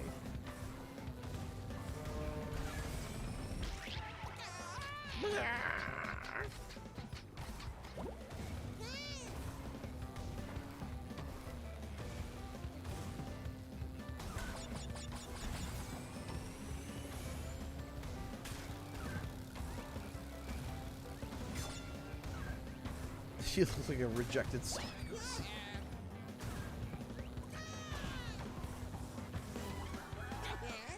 So what is my worst Crash game?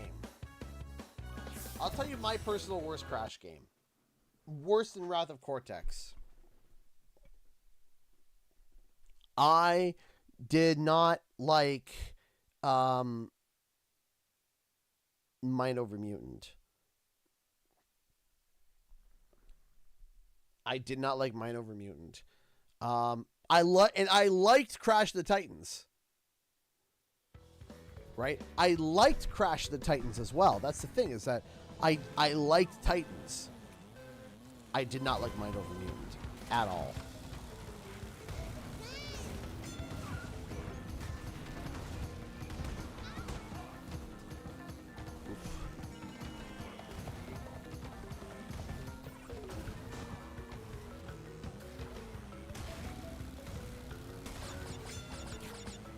And J Bill, see, that's where we disagree. Personally for me, I love 4. I love 4. I love Crash Bandicoot 4. And I know that for certain people, my hot take is some aspects of 4 are actually easier than some aspects of the original trilogy. And I know a lot of people are going to sit there and say, am I crazy? And yeah, maybe I am. But what I had an easier time 100%ing Crash Bandicoot 4. There we go. Than I did with Insane. Because I felt like, while what I didn't like with the original Crash games is, if you want 100%, the amount of like weird sidetracking that you have to do. Like, oh, you have to do these types of routes, and then you have to do this, and then, oh, this nitro crate isn't a real nitro crate. It's you know.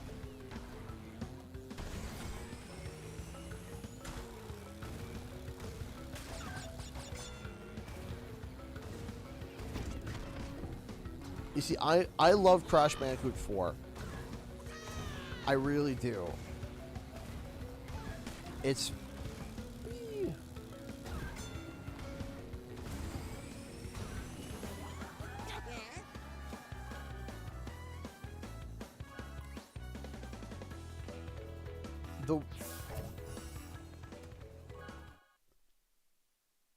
I think overall,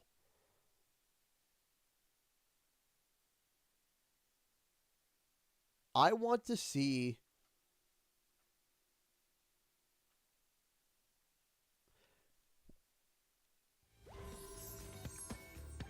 I genuinely want to see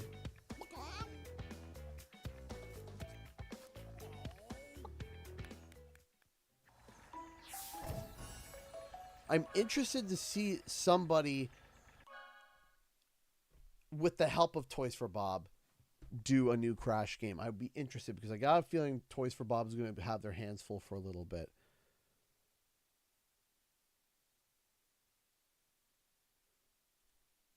So, all right, ladies and gents. We got 10 minutes. I'm gonna do Q&R for about 10 minutes, which is basically you can ask any question, and I will try my best to answer them. No creeps, no creepies, no creepy questions.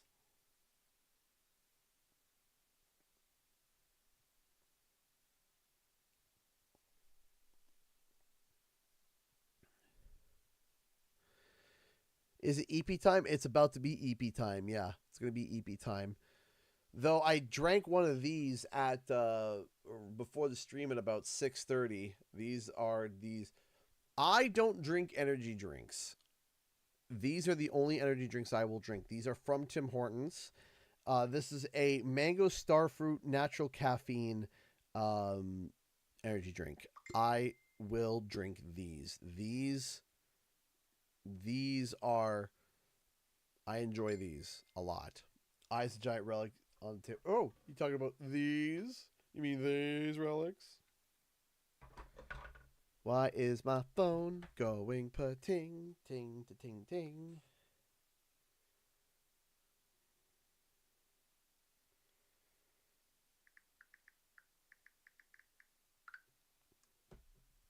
I love mango. Yeah, it's mango starfruit.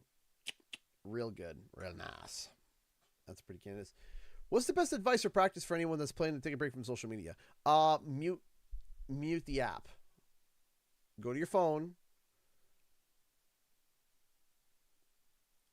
Go to your phone. Go to snooze all notifications. I wouldn't necessarily say uninstall. I would just say mute notifications. because what's going to happen is you're going to forget that it's there, and it's going to help you be able to not look. So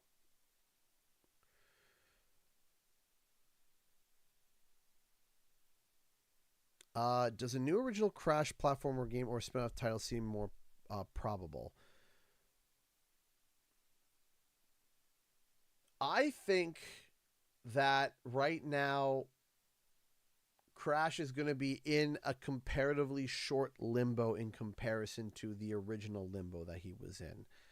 I don't think it's going to be a crazy long limbo, but I don't think it's necessarily going to be like, oh, we're going to see a game in 2 years. I don't think that either.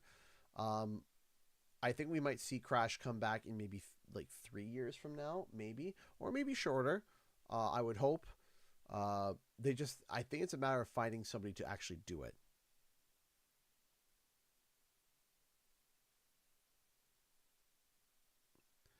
Sure, J Bills. Why not? I'd be down. I'd be down. Just send me a DM on Discord or Twitter, and we'll figure it out. Energy drinks are poison to me. I'm type 1 diabetic, but what do they taste like though? So here's the thing. I typically hate energy drinks. I am not I'm not a monster drinker. No. This is mango starfruit, and it is so bloody good, and it's carbonated. So it's got the bubbly feeling to it. It tastes like the best. This one tastes specifically like the best parts of a mango and the best parts of a pineapple, but not too pineapple-y. It's like mango orange. It's more like a mango orange, mango. Well, it's starfruit, right? But it's kind of hard to describe what starfruit tastes like. I gotta watch because I could, like, if I like just with the flavor alone, I could sit down and down 3 of these back to back, and I can't because my heart will explode, right? So I have one of these probably. With how much I take these, probably once a week. Probably once a week I have one of these.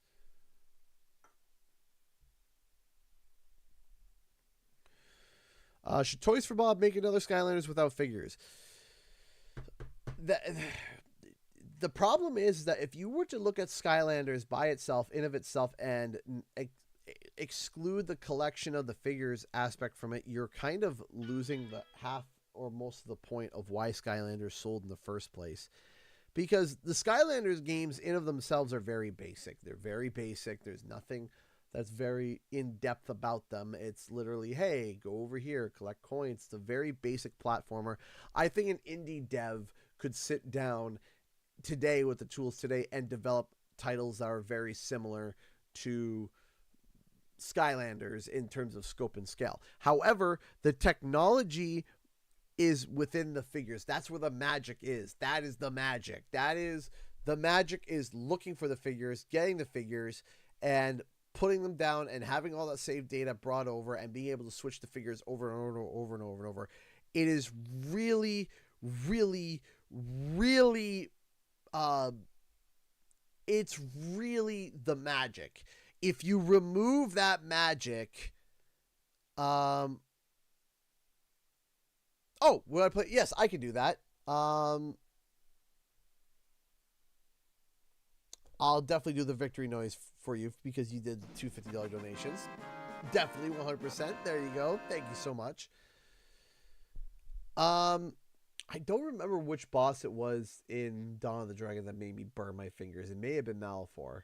Or maybe one of the golems. I can't remember. I might have said that. But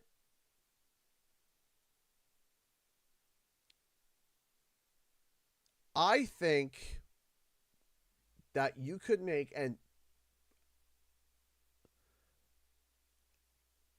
I don't have Crash yelling yeehaw. I don't.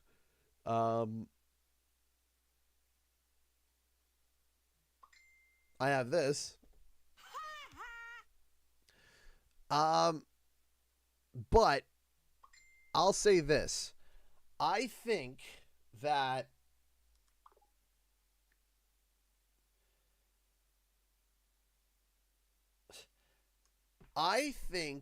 that you could do, and hear me out here. Just hear me out.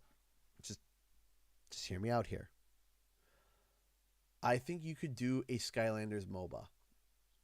Like Pokemon Unite, League of Legends. I think you could do a either like not Paladins, what's the Smite, which is like either a Smite, League of Legends, or Pokemon Unite style of game with Skylanders. I think you could wrap a story around it. I think you could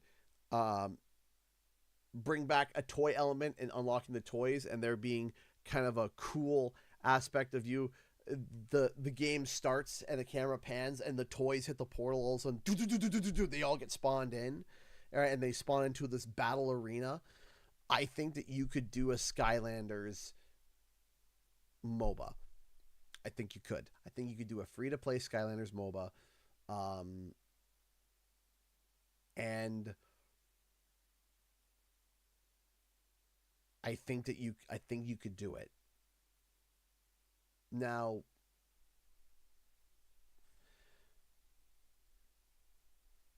would it happen? I don't know. But I think you could do a MOBA. I think. There's a few things that I think that these franchises can do that I think a lot of people are really isolating themselves to.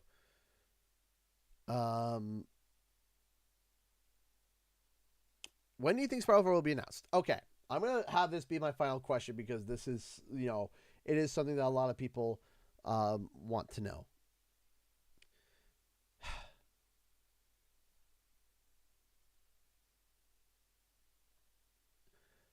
I think and I hope that we might hear it this year for the Game Awards. I think we are 6 months to a year away from hearing of the new Spyro.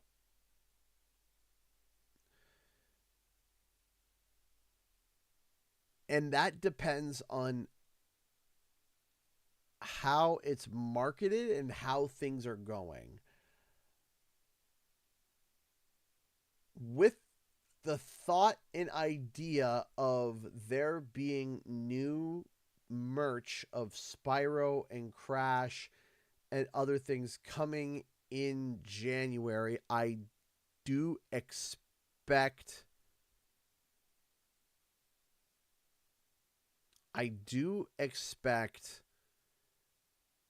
something to be announced in that January slot. So either December. I'm hoping that we're going to do Spyro Community Day in September. I'm hoping that we can draw out hi Freddie, something in September as a little tease, a little